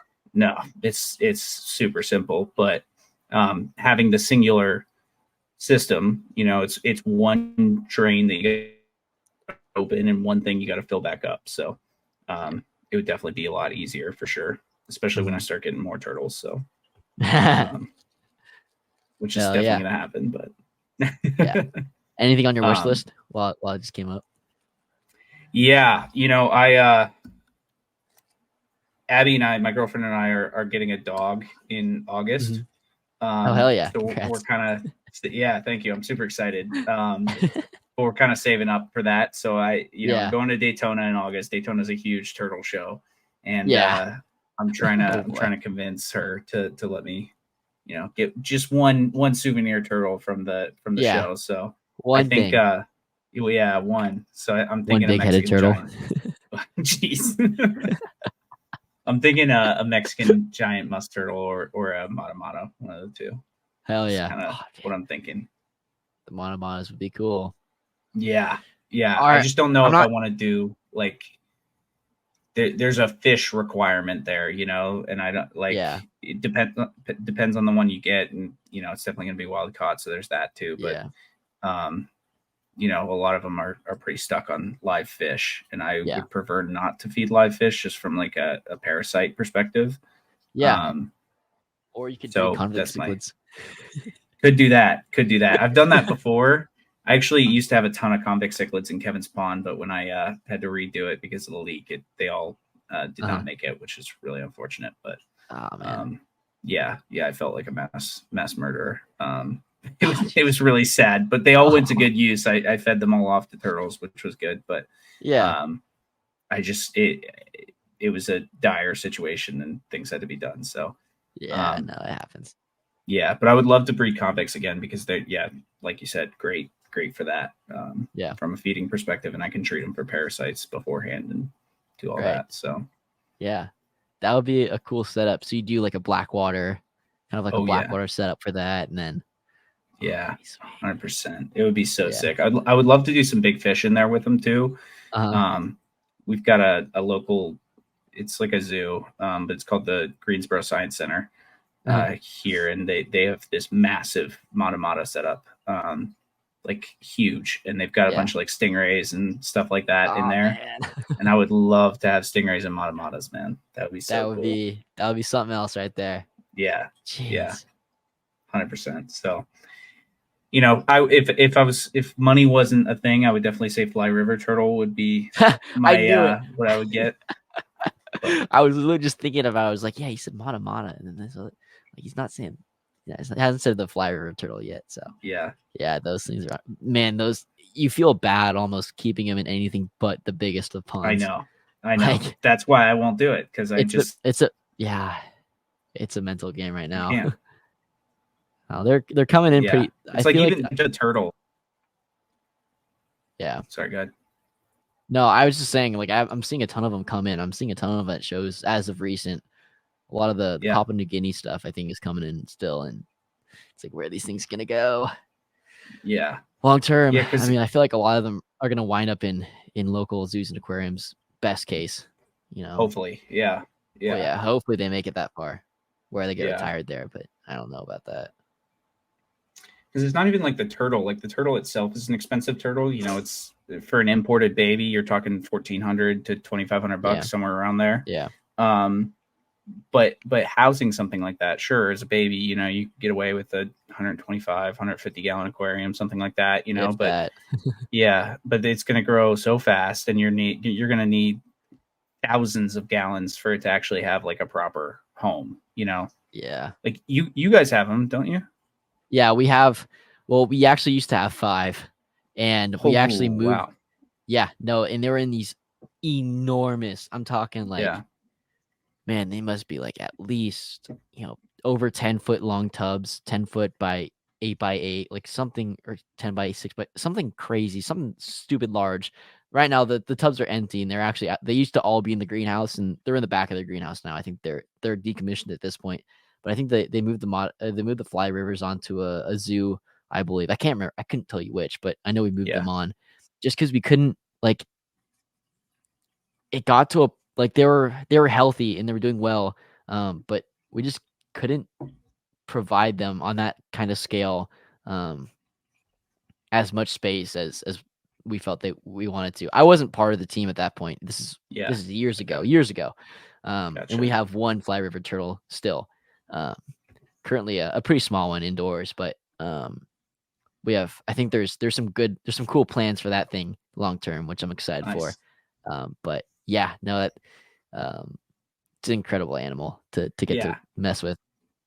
Yeah, and they're the way that they're designed, like, they move through the water. You know, a couple of flaps from its flippers, and that thing, if you've got it maybe in like an 8-foot, you know, aquarium or whatever, a couple of flaps and that thing's on the other side, you know, very quickly, and then all it's just doing is going back and forth, and it's something that's designed to be in, you know, fully open water, you know. So it's tough, you know, but that's definitely a dream turtle for sure. If I ever did it, it would be like a rescue situation, you know, where I wasn't like feeling bad about, you know, because anything I gave it, obviously I would do it right. I'd probably go extremely large stock tank, or like 800-gallon stock tank or something, but anything I gave it would be better than the situation it was in. And that would probably be the only way that I would do it. Wouldn't go out and purchase one on purpose. So yeah. With that being said, if anyone needs to rehome, no, I'm just kidding. I'm just kidding. Give him 2 years. Not prepared currently. He'll be able to do it. Yeah, exactly. Catch him on a good time when he's mapping it out in the next place, and then swoop in. Yeah, when I got the racks later on in life, hopefully. I did. But yeah, so Mata Mata are Mexican giant musks. I really like the musk turtle family, and the Mexican giant musks are just like, dude, they're so cool. They're so colorful, and the ridges on their back, like specifically like the Tripicatus, the giant ones versus the Pacific Coast. I just think they're so cool. Something about those like aggressive, like predator turtles. Yeah. So cool. So like dinosaurs. Cool, yeah. Hell yeah. So, that's sweet. Hell yeah. Something to go along with the alligator snapping turtle. Yeah, exactly. So separate ponds, of course, but yeah, totally. Similar vibe, but yeah. But yeah, so that's I guess where I would go with it. From a technology perspective, like even right now, and that's something I definitely want to get into too before we close out. Here we definitely got time, but like everything I have now is currently like Wi-Fi enabled, and that's something I definitely want to keep moving forward with. So I've got these like Casa. Yep. I don't know. KASA. Yes. Yeah. I've got a bunch of Wi-Fi outlets, and so I use them for all my lights, so they come on progressively throughout the day. I've got this new one that we actually talked to Father Blue, Eddie, about, that is supposed to do the sunrise sunset, kind of similar to like Arcadia's new line. So I'm going to try that out. It's a different brand. I couldn't tell you what it is, but it's in the show notes for that episode. Okay. But currently I just use all the Casa stuff. And I love it. You know, it's really great. I kind of have my halogens come on first to kind of simulate like a sunrise effect, and then have my full spectrum, and then my UVB comes on later, and I kind of have that staggered throughout the day, so it ramps up, and I'm able to adjust that on my phone at any point. So those are great. I've also got cameras, so I've got or just one camera, but it's a Wi-Fi camera in Kevin's cage, so I'm able to get a live view of his enclosure, which is really cool. Kevin Cam, exactly. It's nice too to have cameras, and even if it's not like pointed at a cage, just to have a view of your reptile room. You know, if you're like traveling or whatever, you could just check it and be like, okay, nothing's burned down, there's no water on the floor, like, you know, just generally have like a viewpoint of the room so you can see that everything's functioning the way it is, or the way it's supposed to. So those are the Wi-Fi stuff. And then I've got this, I haven't like fully set it up yet. I used to have it set up, but I want to get it back. But they use it for like theater. and it's like supposed to like create thunder, or Huh. like it flashes the light based on like a sound impact. And so it's Oh, like for okay. storms. So I have like an Alexa down there that I use, and it like manages all my Wi-Fi outlets, but then I can also use it to play like storm sounds, Oh, that's and cool. the microphone will pick it up, and then it'll like flash the lights that are plugged into it based on the sound of the thunder. That's Um, wild. That's so yeah, cool. yeah. So I want to do like the cloud kind of like with the cotton balls and stuff, and do like some Yeah. LED lights and stuff in there to Yeah. get that set up eventually, just Totally. for me. Yeah. But That'll be sweet. That'd be yeah, super cool. yeah. So technology wise, there's those, and then I've also got the Inkbird thermostats. I'm not a huge fan of the actual thermostats because they're not proportional. They're just on and off Mhm. thermostats. But the Wi-Fi piece of it is nice because I can go in and adjust my temperatures and see all my temperatures Right. through there, and then Yeah. also Govies as well. I have a bunch of Govies, so Yeah. Govies are crucial. yeah. But what do Sweet. you have technology wise going on in your room? We got the same thing, dude. Nice. Okay. Running all Casas. All the lights are plugged into Casa smart strips, Nice. or the Yeah. smart plugs. Mm-hmm. Yeah, just so I can create that. I'll usually do like a 1 hour stagger, Yeah. for all that, and then it's just so easy. If there's anything in your room that you need to light cycle, you can just set a reminder on your phone for a time of the year. As soon as that reminder comes, you just go into the app, change the hours, and then forget about it for the next 6 months, and then just set another reminder. It's so easy. So yeah, I couldn't say enough good things about the costs. And usually you can get smart strips for like $40 because like Yeah. there's on Amazon, there's always that like buy used little Mm-hmm. thing for the cost of smart strips. People are always sending these things back for some reason. I think like they have an issue where like some of the buttons will like wedge in and won't press, so then people will complain and send them back. But I don't really care. I'm never gonna press those buttons. Yeah. So Yeah. Yeah. Just using the app. I'll take half price on those things all Yeah. day. So got a ton of those. And I'll Have you used the sunrise sunset feature in those? Like using your local sunrise and sunset to yeah, turn on yeah, lights? yeah. No, I've used it for the Brettles for a little bit, and I used it for the Abronia for a little bit. Um, no particular reason why. I'm just not trying to cycle those intentionally right now, but it's just like a cool feature, and I think it's really Yeah. cool. But unfortunately, for like a lot of like the nocturnal stuff, or like not unfortunately, but like just the way my like day goes, or like the way my schedule's laid out, I still want like a Yeah. nice 3 hours when I get home to like go and look at all my animals. So Mm-hmm. if it's like on that feature in the winter, I'm coming home to like a dark room, Yeah. and I'd rather just have everything wake up at noon and then just run till like 8 o'clock and do like Mm-hmm. a shorter cycle that way, and just have like a darker room, like do something with the windows. But I'd rather do it that way than have it tuned to the daylight. If I was home all day, then hell yeah. But Yeah. um, I think for me, it just works better to be able to tune them around my schedule and kind of manipulate them that way. 100%. Outside of that, I got the Govies, got the temp humidity Wi-Fi thing. I kind of have a couple sprinkled around my room. I've got them in like a tank on each wall. So I'll have one in I got one in the Ebanawi right here, one in the Sakura over here, Mm-hmm. one in the Abronia, but then I also have one just like taped under this cart right here, which I usually leave in the middle of the room. And then I also have one um, on the top of a tank. I think it's on the top of the. I'm trying to remember. I think it's in the top of the Liniatus tank, so I can read Gotcha. that like that ceiling temperature Yeah. almost to see how smoking it's get up there. It's getting up there, just because I got the Mm-hmm. Liniatus super high up right now. And then as far as your Platus goes, they can take it a little bit warmer. They almost prefer it, but just in case it gets too out of whack, Yeah. if we forget to turn the ceiling fan on at night or during the day or something, and I can read that. And if it's getting out of hand, I can drive home on my lunch break and deal with it. 100%. Do you ever feel like the Govi stuff is just a little bit more expensive than it should be? Yeah. Like especially Well, for the Wi-Fi stuff? yeah, you pay for that hub. It's that Wi-Fi Yeah. hub that's the kicker. Yeah. Once you start adding little probes, the little square probes, those aren't too bad. But it's just that input, that startup cost is Yeah. a little bit high.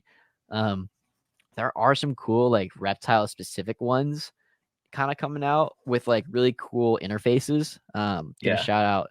I think it's Snake Sense. I think that's the company. Slither Sense. Okay. I think it's Slither Sense. But they're essentially selling a Govee, but with a kind of reptilized interface.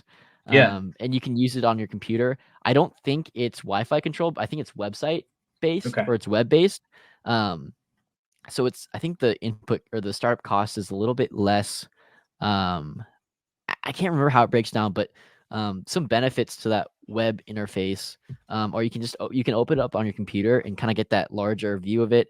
I don't personally use them, but we use them at work. We've been testing them at work and messing with them. We've been really liking the product, which is cool.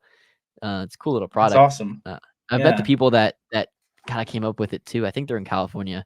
I know I think it's a family with two boys, if I remember right. And I remember the dad's like training the kids to be like the most elite salesman of all time. Like those kids, you see those kids at a show, they're great. That's awesome. But yeah, I think it's Slither Sense. So it looks like it's Yeah. This is the website. This is awesome. No subscriptions either. So this is really cool. Yeah. I haven't heard of them, so I'm definitely gonna have to try this out. Yeah. No, it's cool to look into. And yeah, look at their interface. Just an awesome family, I gotta say. Yeah, that's super cool. I've heard of like. All right, everybody. Well, I accidentally clicked end recording instead of stop sharing, so we're back. Apologies for the break, even though there was no break for you guys. But I think we were just talking about the Slither Sense stuff and everything they're doing. I was just checking out the website in the meantime while we were down there for a second. It looks like they have a zoo/breeder kit where you get like 50 sensors plus the gateway. It's like $900, but kind of worth it. So yeah, if you're doing your entire room, you pay once and you can throw those things in every cage and 100%.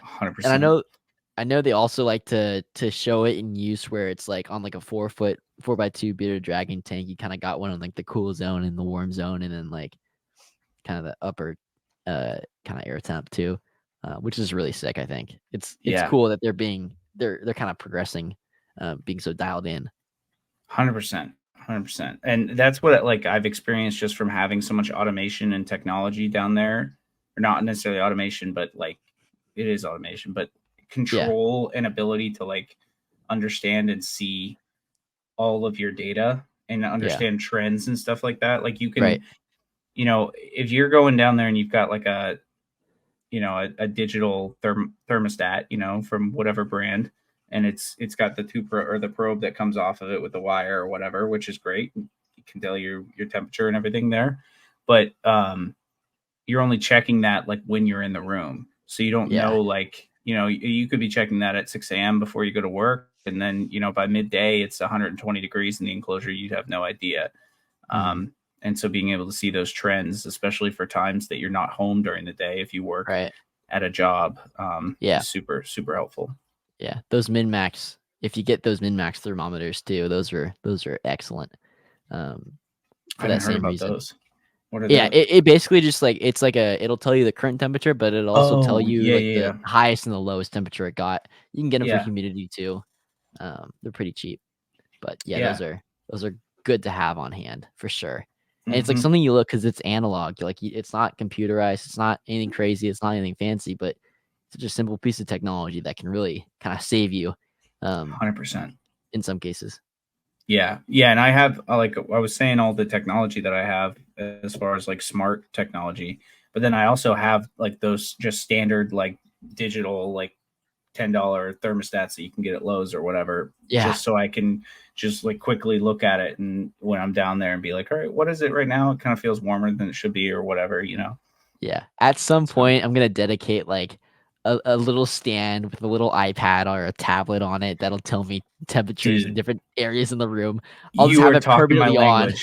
You were talking my language. I have an iPad mini somewhere down here that I've got like reserved specifically for that. Like I'm going to mount it on my rolly cart with like an extendable like neck or whatever, and just have that right there so I can look at everything all the time. I like cool. Dream about that. I dream about that. I really want to set one of those up in the garage so I can just like kind of flip through the different temperature zones and stuff, or like have it play like a slideshow of. Oh, I just had a great idea. So they sell, and I know this because we got my grandparents one for their birthday or whatever. Or Okay. I think it was for birthday or for Christmas. I can't remember. Not birthday or whatever. That sounds disrespectful. But we got for their birthday or Christmas, or we got it for them. It's one of those picture frames that you can load pictures on. If you're good on like Affinity Designer or Adobe Illustrator, you can create your own like museum cards for your animals and put them on that slideshow and just like prop it up in your room or something, or like buy like a series of cages and it'll just flip through like different pictures and different facts and like where they're from, like the museums and stuff. Dude, That that would be is such a so great idea. badass. Would that That is not an be so incredible idea. badass? Yeah, that's what zoos do. Like if you look at like in an aquarium, it goes through like because there's so many fish or whatever, so it just goes through. That's exactly what that is. Well, you might not be able to read temperatures or whatever off of it, but like you can, it's like a a display card for your display piece for your enclosures to show what's in there. That's like that would create such a cool like museum effect. Yeah. Oh man, dude, I love that idea. I might. I don't patent know. it right now. Yeah, I might be going out and getting some of those. That's awesome. That would be sweet. Because like a lot of people, they keep like one species on a rack and then like another species on another rack. If they're keeping a bunch of groups, if you just had like one tablet, I don't know how expensive these things are. I might look it up really quick. Yeah. But if you just had one per like species in your room or something, that'd be so sweet. Yeah, and then you could like in between like show different pictures of the individuals that you have. Like it could be like the Ubanawi or whatever. And then you could have like pictures of your individuals, and then it could go to like the Lineatus or whatever, and pictures of the individuals. That'd be so sick. It looks like they're all hovering. It looks like there's a gamut. It looks like there's a bunch of 10-inch ones. Ooh, there's an 8-inch one for $35. Sounds solid to me. I like that's all you need, right? It's just a little 8-inch guy. I mean, there's 10-inch ones for around $50. Looks like the 17-inchers, the larger ones, are going for a little bit above $100, $130. But looks like 10 inches is about $50, and then 8 inches looks to be around $35 or so. I mean, nice. that's kind of cool. That'd be kind of cool. Pretty cool effect. Yeah, I might order one tonight and do that. Yeah, I might order one too. Yeah, it looks like then it's just creating all the species cards or whatever. Yeah, I mean, it'd be cool to have like a. Yeah, I was just gonna say it'd be cool to have like a site. Maybe we can. This can be on the terrarium thing, but like downloadable images, so you can just use that in this. Yeah, and just like people can just like do their own design and put it up, and then people can like download it or whatever. I wonder if you could pay the CloudForce guy to send you like a PDF of one of their cards, and you just play slideshows of their cards or whatever. Yeah, all the different animals in your room. That would be cool. Awesome. Yeah. Shout out CloudForce Design, by the way. First of all, I'm not trying to steal your steal his thunder or anything with this, but like that dude's got some cool stuff. Yeah, he's a Charlotte guy too, so he's local to me. When he first started, I was definitely one of the original customers. I won't say I was the first. I was probably in the first like 30 customers. Just because he was a local guy and he did the local science center in Charlotte, so he did all the science there. And I was like, where did these come from? For all like their dart frogs and stuff. And then I found him on Instagram. I was like, whoa, you're like right here. This is so sick. So shout out to CloudForce Design because he's doing cool stuff. I've got a bunch of labels that I just ordered actually the other day that are behind me. So that's sweet. Yeah. But the tablet idea is so good. Good. And I was about to say like, you could just play the slideshow on your iPad, but there's already a product out there that's like so much simpler. Yeah, it would be cool to like build up like a workshop almost where you could just go in and download the pictures, and so like everyone could do their own designs and just add to it like organically. You know, you could like have a template on there that somebody could download and then just fill it out for their animal. Yeah, and then you've got like this working group to go off of and put it in there. It'd be so sick. Totally. Yeah. You just had a brilliant idea, Jack. I got the gears are turning on that one. Yeah, that was great. Huh. That. Yeah, I think we're both about to do that right after Yeah, this. I think we're yeah. I'm all distracted now because I'm thinking about like the potential this has. I mean, if you get like one per rack, you know, and it'll flip through the different species on the rack or something, and you can have like a little in the corner. You can put like a little rack display, and you can like highlight the section of the rack that species on the card is on, so you can kind of locate them in the rack. Yeah, we're cooked, dude. Yeah. That's such a good idea. I love that. No one's done that ever before. That's such an original idea. I haven't seen it. Yeah. I might buy it just to dick around with and see. Yeah. 100%. I love that idea. Wow. Yeah, technology though, like that, I feel like I really got into like all this like smart kind of stuff like 2.5 years ago, maybe 2 years ago. And it's really exploded. Like the possibilities now are kind of limitless with that stuff. Yeah. And it's so fun to experiment with because it's not super expensive usually. And there's so many different like features and stuff. It's very configurable. Like we were talking about the sunrise, sunset stuff. Like I keep a lot of native stuff. And although I'm not necessarily trying to cycle them to breed, I just feel like it's more natural for them to experience like the sunrise and sunset. Absolutely, so I use that feature a lot. And I think, dude, I have these two male carpet pythons, and I was like, one was sold to me as a female. I was sure it was a female. Ended up being a male, but they were both trying to breed, man. They were just both real up and at them. And I really don't know if they would have been in that much of a hurry to get down and dirty if I like the light cycling and stuff hadn't been a thing. So yeah, definitely huge on light cycling for sure. Yeah, totally. But I don't know if I would have experienced that just because of my like knowing myself and like how I'm like very ADHD, so I can't do anything structured. So I can't imagine myself going in and turning on lights or whatever, or even just like resetting timers on a regular basis to get that light cycle, you know? Yeah, I couldn't. So much easier on an app. Yeah, I couldn't do it. I feel like that's technology like that is gonna be how and why a lot of people scale up the way they do and are able to scale up the way they do. And I think stuff like that, it's just gonna allow just a lot more progression in this hobby for a lot of people. Yeah. That's the coolest stuff about the reef hobby, man, is all the technology that they have. It's just allowing people to have so much more control, so much more success, and like, I mean, it's only going to go up from there. It's going to make it a lot easier to get into. And thankfully, I mean, houses are essentially just human enclosures at this point, you know, in a weird way. But I mean, like the technology applicable to the houses or homes are usually applicable to, or sometimes applicable to enclosures too. Just kind of scale down. So 100%. Like I think the Inkbird stuff, like the Inkbird thermostats and stuff, were originally designed for like greenhouses and those plant grow tents that we talked about or whatever. But I think that's what they were initially used for, and then reptile people started buying it, and they were like, "Oh, hang on, like we can use that for this too." So it's a lot of stuff, and like even.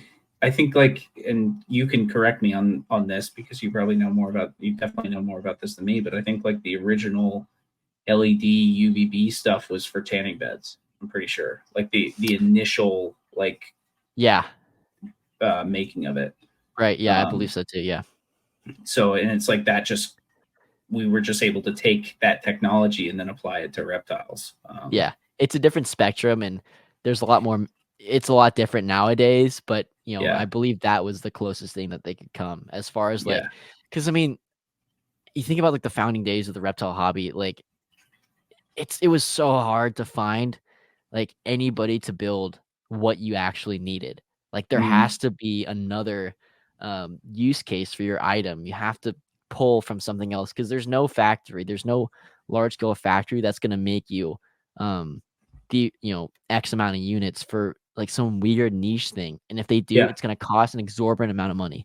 Like that's just a lot of the reason why, like, I don't know, people wonder why other facets of animal keeping are ahead of the reptile game, and it's frankly because of money and the lack of like a trickle down kind of technology system. And it's like we're just a little bit behind the curve, and that's okay, Yeah. but we're getting there.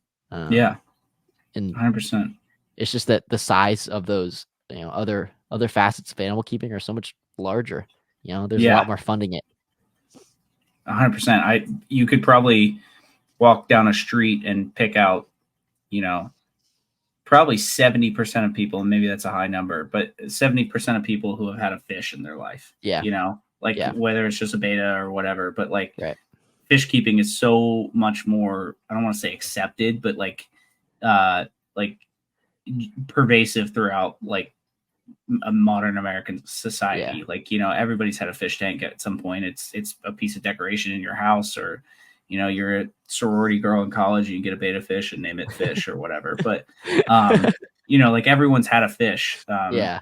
And so there's just a lot more technology. But then you look at like the bird industry. I would argue that the bird industry is further behind the reptile industry. Yeah. Like birds obviously require so much more than a reptile just because of their flight, and standard bird cages, I would argue, are definitely not sufficient for birds.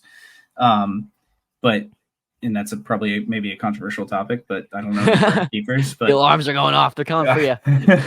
I know, but I gotta go to a bird expo in a little bit. Yeah, but if you think about like bird technology, like there's not a ton, and I know you guys like ZoomEd is doing stuff with like the UVB stuff, I think, right, for birds. Yeah, I think we have like a couple. I think it's the Avian Sun or whatever, and there's a few bird like food products. I think we make. I'm not super familiar on the bird stuff, but I know we make it. Yeah, but like it's probably a much smaller hobby, than even reptile keeping. I would say like there's a lot less people commercially. who have Yeah, birds. Yeah. it's like, I mean, I'm just going off on a limb here and assuming, but I'm guessing like over 50% of the bird hobby is like parakeets and finches and small stuff like that, and then like the other half is like, or I mean, honestly, actually, I don't even know because it's probably even larger than that. I'm sure like it's only like 30%, maybe 20%. Maybe that's like large birds. So like you're taking a minority and you're shrinking it.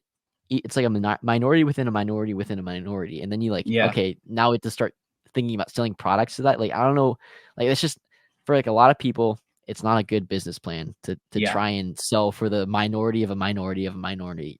It's just hard unless you do it. I mean, like an example for the reptile hobby would be something like Tamura Designs. Like he's making these incredible enclosures for a minority of a minority, but he's doing it so damn well that like he's picking up steam. I'm sure he's doing great. But and people are willing to spend money on that kind of thing too. Yeah, exactly, because of how quality it is. But it's a rare case. Like like that is such a rare and special occurrence within this industry, and it's gonna push it forward, I think. Kind of companies like that, but it's just a gamble whether they stick or not, really. Yeah. 100%. And I think too, like a good example of kind of fitting or riding the balance is like is dubia.com, and I have no like opinions on them or whatever. I know that they, because of Darian, there's some controversy or whatever. I have no opinions, but they're cages that they're making, and one could argue quality and whatnot, but the fact is they can be flat packed and they can be shipped. Shipping's cheap. Yeah. And like you don't have to take up all shelf space. You don't have to convince a store owner to take up all the shelf space for a 4x2x2 that a customer is going to want to be assembled. You think about it that way. I'm like, you could either sell 2 4x2x2s for $500 each or whatever, or you can have a constant influx of lights and decorations and heat and hydration systems that are a lot easier to keep rolling through a shelf. And kind of back on kind of why the reptile industry is where it's at. This has been like a really interesting 10-minute conversation here at the end of this episode. I love it. It's great. It's really fun stuff and fun to think about. But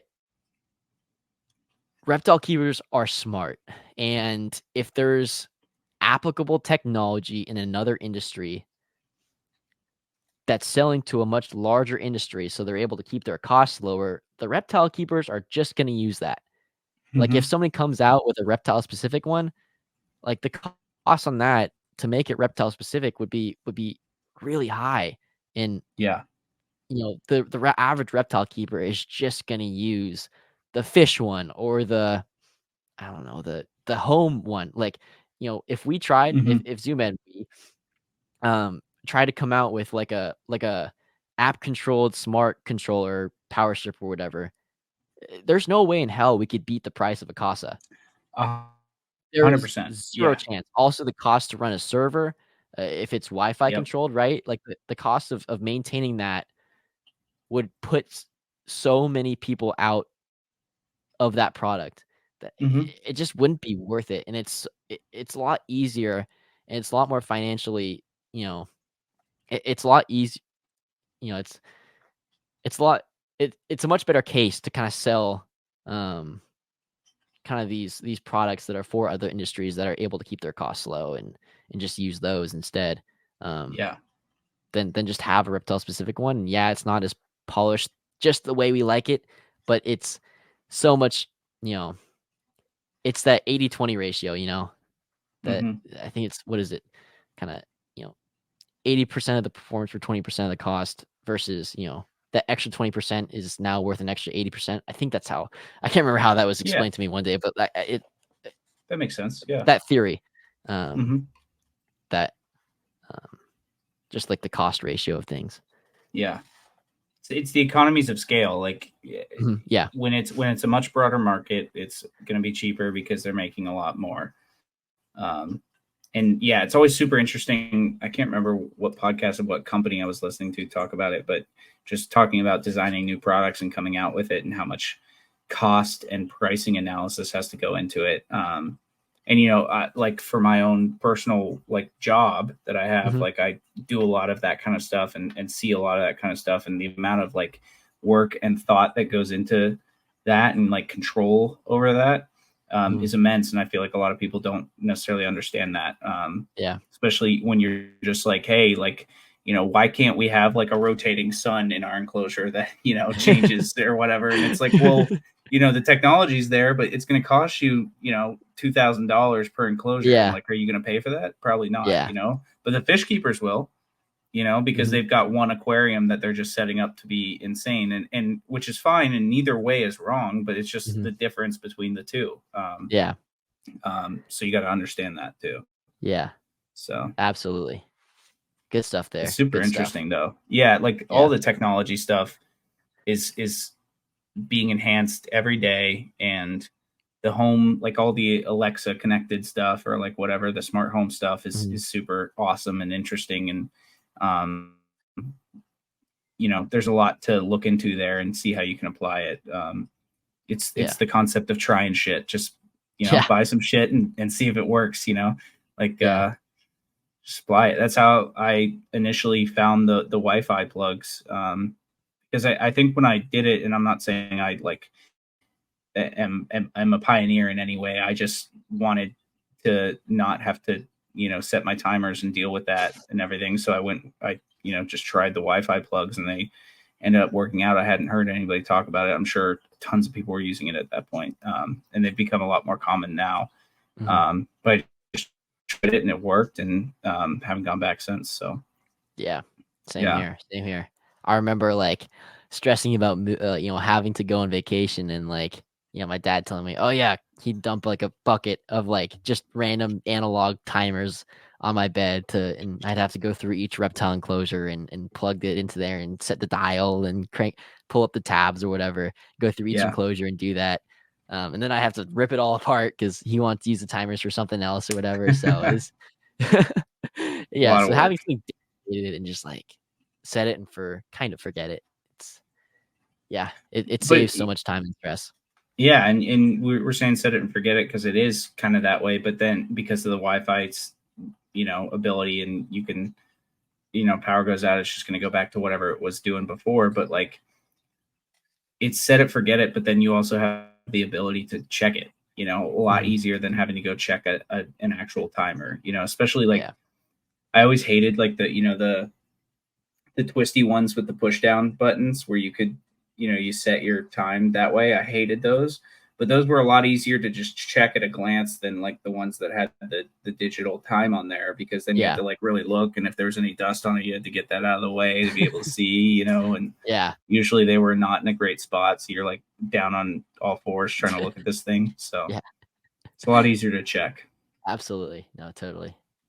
Yeah. So, and you can make like routines. There's like a ton of fun stuff you can do with it, man. Like, if you wanted Wednesdays to be a cloudy day, like you could just have them all not come on Wednesday, or whatever. But I mean, there's also, you also got to think about like the capabilities of being able to dim stuff and have a computer, computer controlled dimming ability, and where that's going to get, because, it's a lot. I feel like it's at least nice that a lot of the Reptile products on the market right now are compatible with all these other technologies, because of just plugging it into a strip or whatever. As soon as that strip, is able to dim, and just the future of being able to dim and brighten lights, run foggers at 50% and then run them at 100%, at night or whatever. Having that day night split, all of that's gonna be so cool. Keep going on that, because I've got I want to open this box really quick, and I've got a piece of technology here that I want to talk about really quick. Yeah, totally. I'll see what I can do. You just think about being able to use all these kind of fringe equipment pieces with these mainstream products and stuff, and like the best we can do, I think, as of now, is just make it compatible, but still, that's gonna buy us a lot. There you go, got the smart dimmer. Yeah, so this is what Eddie from Father Blue was telling us about, and I haven't set it up yet. I've had it for way too long, and I've just been procrastinating because that's my life currently. But so this is the dimmer, and so you can change, the lighting, like brightness from your phone, and then also it has the sunrise feature, so you can kind of dim them up in the morning. I was talking about how that was the future, but it's already here. Yeah, it's here. It's again not a Reptile product. Like this is for like Christmas lights or whatever outside, or outdoor lighting or whatever. But and this is nice too, because it's you can control it here versus like an unnamed brand that just came out with a dimming thing, which I won't say. And I, it's a great product and everything, but it's controlled through the actual light itself versus, I think, like rather than being server based. And I might be butchering that, but so if something goes wrong with the light, you have to replace the whole fixture versus just, a cheap Wi-Fi plug that,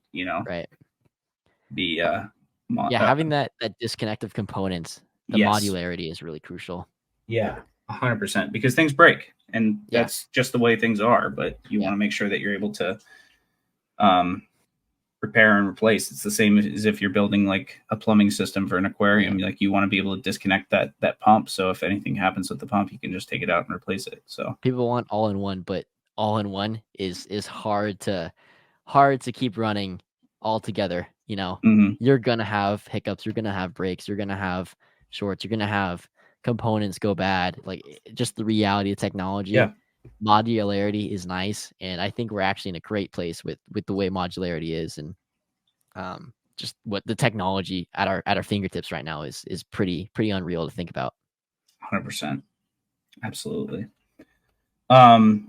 I do want to get into just some like auxiliary supplies and stuff like that that we keep in a Reptile Room before we close out, because I feel like we covered technology pretty well. What's like kind of in your tool bag, as far as like, not necessarily like your day-to-day, like, feeding utensils and stuff like that, but like your auxiliary items that you've got in your tool bag for your Reptile Room? My favorite, well, first I got two on my I got two off the top of my head that are by far my favorites. Number one, a cart. I feel like a cart is the most crucial component of like a functioning Reptile Room. Having to do food plates on a table and then bring it to all the enclosed, like I can just put all the food plates on one cart, wheel it around the room, feed bugs, spray, do it all from one central location that moves, and not have it off on a desk in one area that I gotta worry about cleaning and shit getting behind. Like, this thing is mobile, it's on wheels. I can just kind of move this thing around. If I'm doing builds, I can wheel the table over, pull stuff out of an enclosure, clean it, put all the stuff back in. It's uh, just the it just makes it so much easier than having to finagle stuff across the room. My Yeah. second item is a sawzall or a skill saw, just like a Yes. battery powered jigsaw. I'm not very good on, I'm not brushed up on the saw terms, but like the battery powered one that you can Yeah. go out in the woods with and just chop oak branches all day and Mhm. bring them back and treat them. Yeah. That is one of my favorite things. And um, I use a lot of non-commercial wood in my enclosures, so that is probably my second favorite tool I use consistently.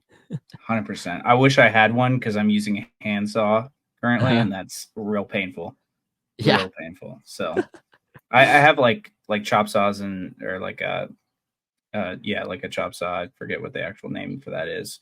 And Mhm. then like a circular saw. But if I need to go cut like wood, like you're saying from a Yeah, tree or go out something, into the woods yeah. and just collect branches. Because like, the other thing is, like, you know, I'm in a pretty, I'm pretty lucky kind of where I'm at in the reptile hobby, just where I work and the resources um available to me. I feel like the Hmm. average person, money's a much bigger factor in being able to properly outfit an enclosure.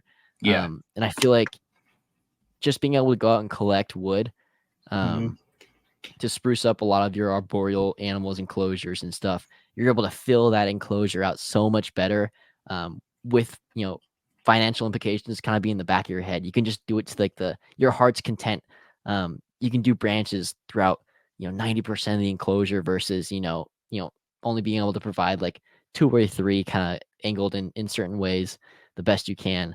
You're able to use a lot more space in that enclosure and just go to town, give your animal a lot Hmm. more options. When 100%. it's like, wood's an unlimited resource, quote unquote, on the scale of reptile keepers, at least, Yeah.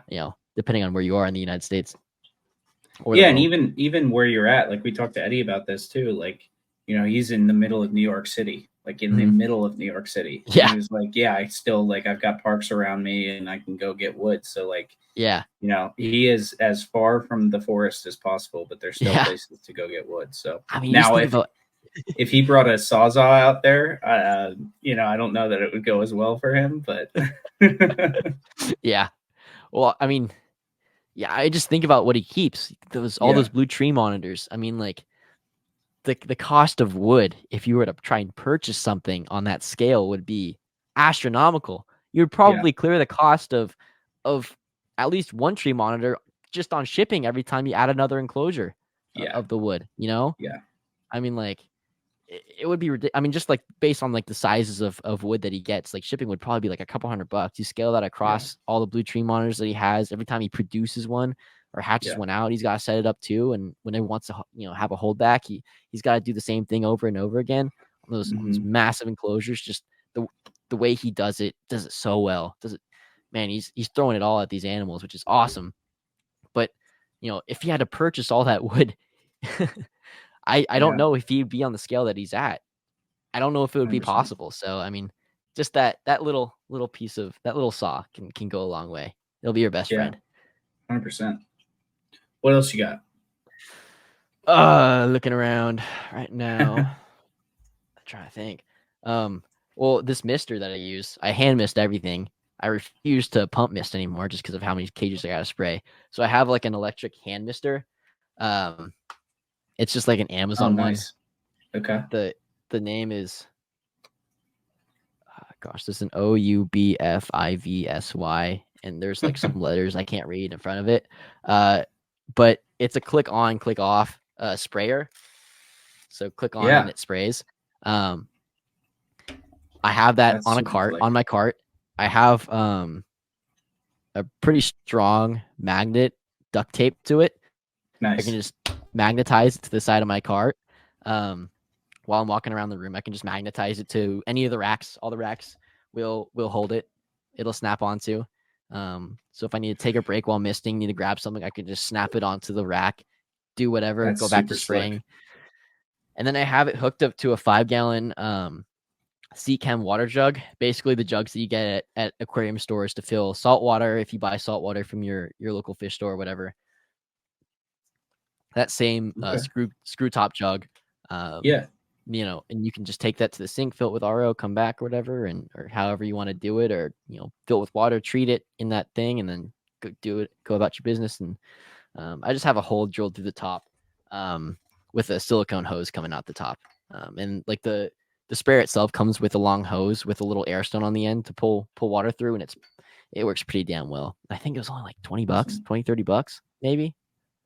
That's sweet. Does it come with a reservoir originally, or It doesn't come you with have reservoir. to do? You're supposed Okay. to provide your own reservoir. Gotcha. I mean, that being said, I really like the Sea Chem jugs. Yeah. Just because it keeps water contained really well. You know, it's Yeah. essentially just one big water jug. Gotcha. Jerry can. I think it's up. I Yeah. think that's what they're technically called. That's awesome. That's super slick. I like that magnet idea too a ton. Yeah. That's awesome. No, it works great. And then on the cart, just in like the drawer itself, we'll keep like a heat gun, a scale, feeding tongs, a loop. Trying to see what else. What's a loop? And yeah, a couple bowls. Like for sexing small geckos, you look at the pores, so it's like a jeweler's loop. It's like a little magnifying glass with a light on it. Gotcha. So you can just look through that as you're kind of going through cages to sex animals. And that's really nice. That's super slick. See, that's something I never would have thought of because I don't keep geckos, but that's super important for you. It's nice keeping everything on one mobile station, so I don't have to go through cabinets and stuff and pull stuff out every time I want to use something. It's just right there. Yeah, that's awesome. Yeah. I've got a couple of other ones too that I what about you? You know, they're a little bit strange, but I just from past experience have been able to use them. So my first one is paintbrushes. And obviously for painting, if you're going to do like backgrounds or stuff like that to add some detail and texture and colors to your background. But I've used paintbrushes for a couple of things. If you're doing any kind of sand setup, being able to use the paintbrush to kind of move the sand around is super useful. And then I've also used it on my Cayman to apply silver Solvadine when he had a small infection on his face. And so what that allowed me to do is I attached it to my snake hook. I just duct taped it on the end of the snake hook. And then I was able to like reach in and, you know, I applied the silver Solvadine to the end of the paintbrush, and I was able to just apply it to his face. That's great. And so, yeah, it was great because it allowed me to not have to capture him every time I needed to apply it, which would have probably made the infection worse just because crocodilians and stress is the number one cause of any kind of disease or infection with them. So being able to just, you know, apply it, he doesn't even know what's going on. He just thinks he's getting like pet by this weird, you know, appendage. Blade of grass. Yeah. So I those paintbrushes can be used for a ton of different things. So I always keep a bunch of those in there, and they're, you know, I just use the cheap like fan kind of brushes that you can get from a craft store, and I just keep a pack of those in there. And you were talking about sand. One second. Yes. On any of the like the standard front opening glass enclosures, if you're keeping loose sand in there, you can just use those paintbrushes to sweep sand out of those door tracks and out of those hinges. 100%. That's crucial. Closing those doors on sand, it just ekes me so bad, and it gums up the latches and stuff, and it just crumbles. Sounds like nails on a chalkboard too. Yep. So that's just one more win for the paintbrush. Good to have those on hand for sure. 100%. Yeah, they're really usable for a lot of different things. So definitely recommend those. And then I've got long snake tongs, and I guess this is pretty pointed for Kevin, but I don't use them to actually handle snakes because I don't think they're necessarily great for handling snakes. But it's just, you know, the scientific ones or whatever that you would see, like, you know, some person on Discovery Channel using or something. But I use those to grab things out of the water because I definitely don't want to be reaching in there with him. And so I'm able to, if something falls in the water, whether it's like a piece of food or, if I drop anything in there, I can just grab it out. And I also use that. I had my 150 gallon. Because it was really tall, so I couldn't reach all the way down in there. So just having tongs to grab something, super useful. Yeah. And then Absolutely. X-Acto knives. X-Acto knives. You gotta have X-Acto knives. Yep. I mean, you just kind of goes without saying, if you're carving backgrounds, you can use them. If you're just doing anything, like I've used X-Acto knives for everything. Gotta have a knife. And then I also keep a fillet knife in my reptile room as well, because I have a lot of animals that eat fish. And so it's easier to cut fish with the fillet knife. That's sweet. Yeah. It's probably weird for somebody who doesn't have a lot of fish eating animals to see like a fillet knife in with all my other tongs, but it makes sense though. But yeah, weird curved knife in here. Interesting. Yeah. What's this for? Yeah. I had a lot of like Nerodia and stuff that like to eat fish, and it's just easier to cut that with a fillet knife or scissors. Yeah. So absolutely, totally. Cutting board on that note would probably also be super nice. So to go run into the kitchen, grab a plate. I wonder if I'm not a big snake keeper. I've only got the Brettles and a green tree python, but if somebody had like a ton of snakes, like a portable kettle or like a portable like pot, like heated boiling pot, or not boiling, but like one of those, how they have those heated coffee mugs? Yeah. You could probably put rodents in there and frost them in there as you're on the cart, as you're wheeling that thing around. 100%. It kind of just came to me when you're talking about the fish and whatnot. But another thing, that'd be a cool idea. Soldering irons, I feel like, are pretty huge for anything. Anytime you work with plastics, not that it's great to breathe in, but do it outside. Gotta do what you gotta do sometimes for ventilation. Yeah, do it outside for sure. Yeah. But yeah, I feel like creating holes and stuff is huge. Yeah, I feel like I pick up my soldering iron more than I realize, just to create holes for routing cables, sprayers, cutting ventilation holes for vents and stuff. I feel like I use that a lot too. 100%. And really quick, going back to the cutting board thing that you mentioned, I just recently got a utility cart, like you were saying, for my reptile room. But it's from IKEA. And it's got 3 sets of shelves, or like drawers almost, but they don't pull out. But you can like store stuff in there. And then the top one has like a cutting board piece, like a wood cutting board that you can just fit on top of it. So it's that's sweet. You can store stuff underneath of it. So I've got that in there now, and I use that. Not a huge fan of the wood, just because I know it stores bacteria a little bit better, but I like disinfect it with chlorhexidine every time I use it. So it's probably okay. But I think that's super nice. Yeah, totally. The cart I got is galvanized steel, or stainless steel, I think, on the top. And it's like, it's one of those, it works on the same system as like a lot of the baker's racks, like the U-line baker's racks. It's that those clips that you put on the metal bars, and then you put the shelves on top. It's that same exact format. They just sell like a rack top to slot into those poles.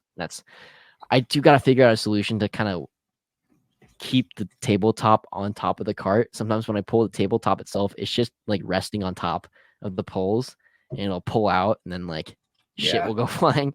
So I got to figure out a way to lock that back down. But I've been really happy with the system, especially because I can just take that tabletop off and wash it if I need to, or spray it off if I need to, and do that. And stainless steel is super nice for being able to disinfect it too. Yeah. Also, it's great for photos and to like examine animals on. One thing I forgot to mention, like good lighting in a reptile room is awesome too. If you do any kind of like content, or like post any kind of animal pictures on your accounts or whatnot, just sending them to friends, or just taking pictures for selling animals, just having like a well lit area, not just bright, but like a well colored area, like You don't want like super cold, like fluorescent, fluorescent lighting doesn't illuminate a lot. Like it's very, how do I explain this? It's very monochromatic, if that makes sense. Yeah, the white It can balance is be, off. the white balance is very off a lot of the time. So like Yeah. the phone has a hard time taking a correct image. It will be very cold looking and like it won't show off a lot of the color. Mm-hmm. That's why taking photos of reptiles outdoors is so awesome because you have that full spectrum. It can't get much Mm-hmm. fuller than that. So like photos outdoors look amazing, but just trying to replicate that same color indoors. Once you kind of get it dialed in, it's like really nice to just be able to like take an animal out of an enclosure and like take a video of it and it look good, you know? You're right. Yeah. And that's one thing I've noticed and I'll commend you on is like all your videos and stuff look very like professional. And I think first of all, it's your rack, your stainless steel, or not your rack, your cart, because it looks very Yeah. like professional and all that, but also your lighting's always great. So Yeah. And that's thanks to this. It's an Amazon light. It's for photography, but it's a diffused LED panel. gotcha. And you can change the color temperature from I think like 3400 Kelvin to 5600 Kelvin. So you Okay. can even out if you have room lighting that's a little cold, you can kind of even it out with that warmer lighting. You just put that light on like a tripod, and stand that up somewhere in your room, and you kind of have that illuminate a corner, and you kind of just hold that animal on your hand in that corner or on the table, and it kind of balances it out, and really helps flush out the rest of those colors that the standard room lighting is kind of missing.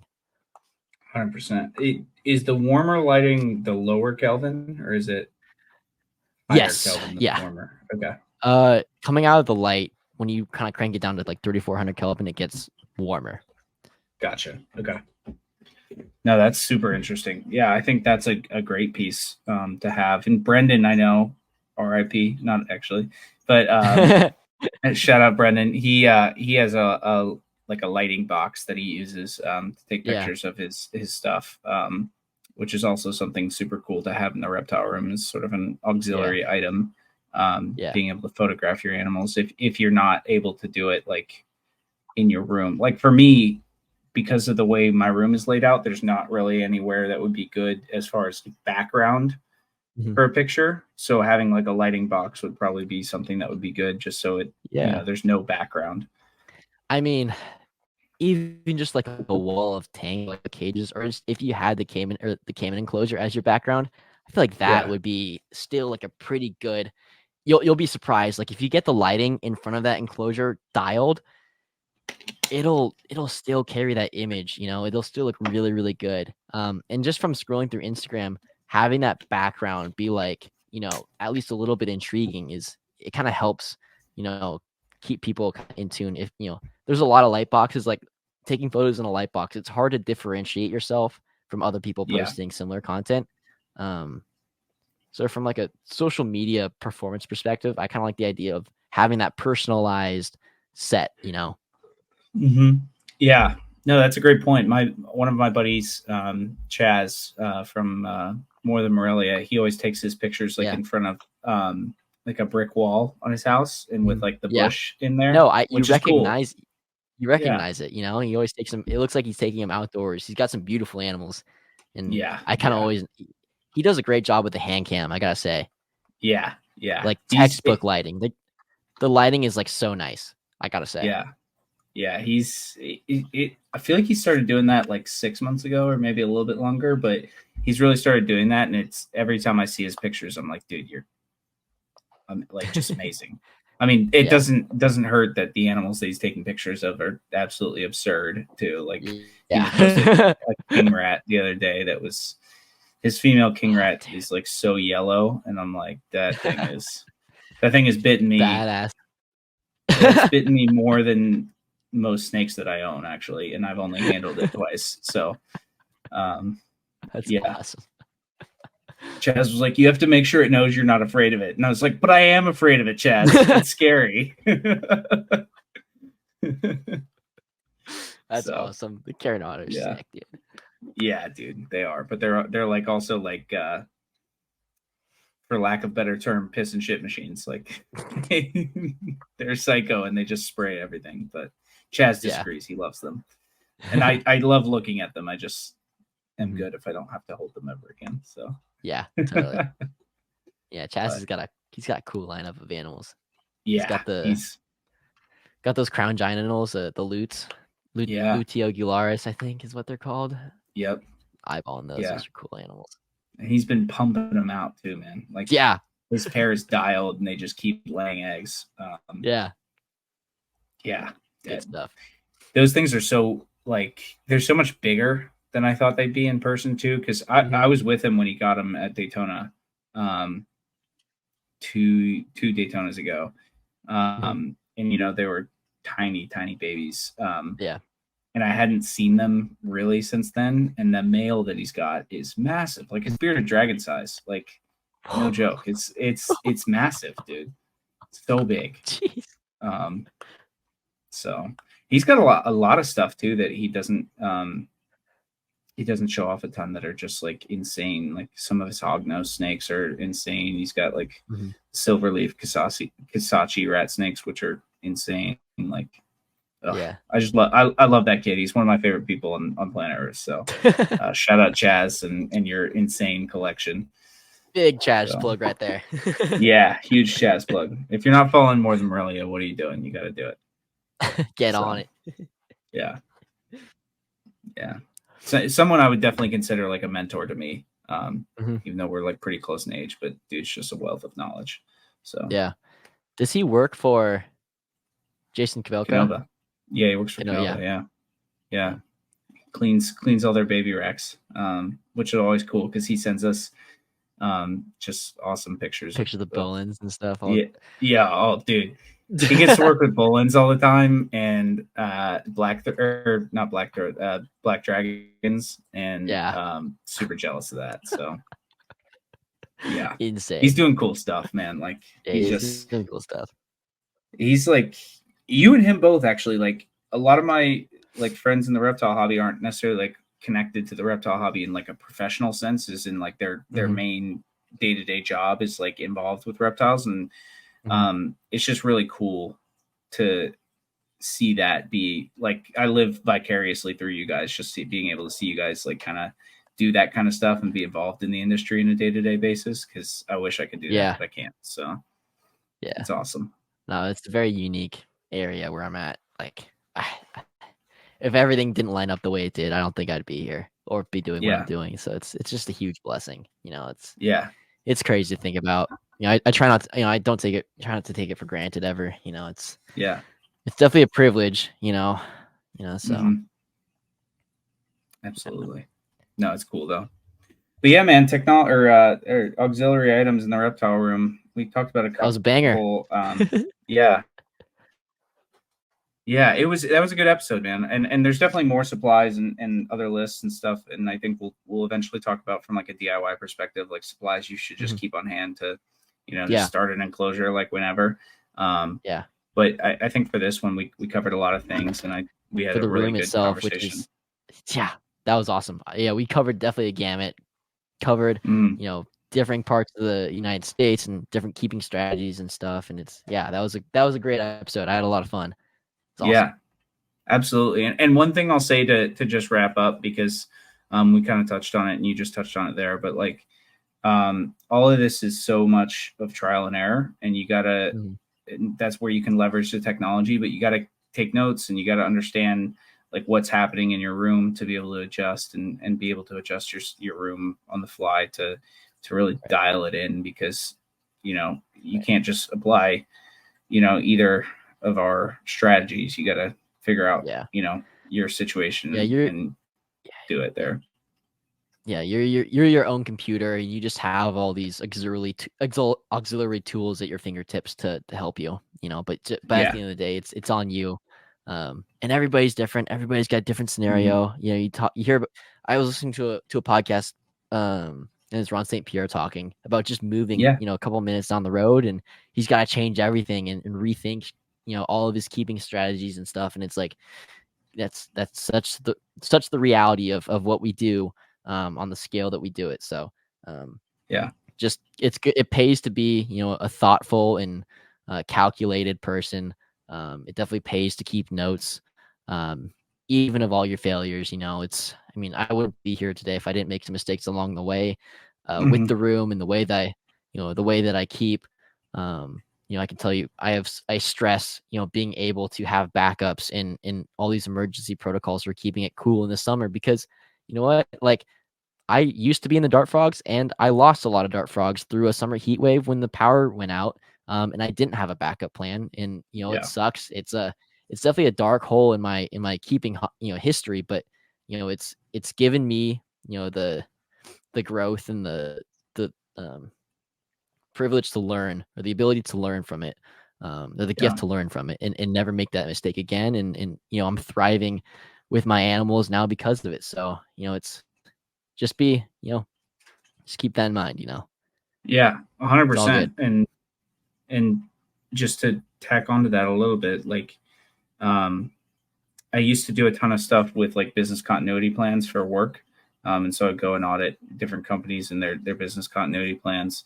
And the common theme through all of those is they did kind of a risk assessment. And the way I'm applying this is like, you got to understand like the risks. Like for you, Jack, it's, you've got that summer power outage where they're trying to do fire control, and like for me here, it's summer rainstorms that could all of a sudden knock power out. And so making sure things are staying cool. And so just understanding the risks of your location, and then making sure that you have backup plans for that. It's like, if you're in Florida, maybe you don't need to be worried about like a heat situation and making sure you have enough heat. But you do have to worry about the AC side of it. So just understanding like where you are, the risks that come with being where you are, and planning for that. Absolutely. Is very important. So stay on your toes and don't get complacent. It's like the one. Yeah, exactly. Complacency is bad.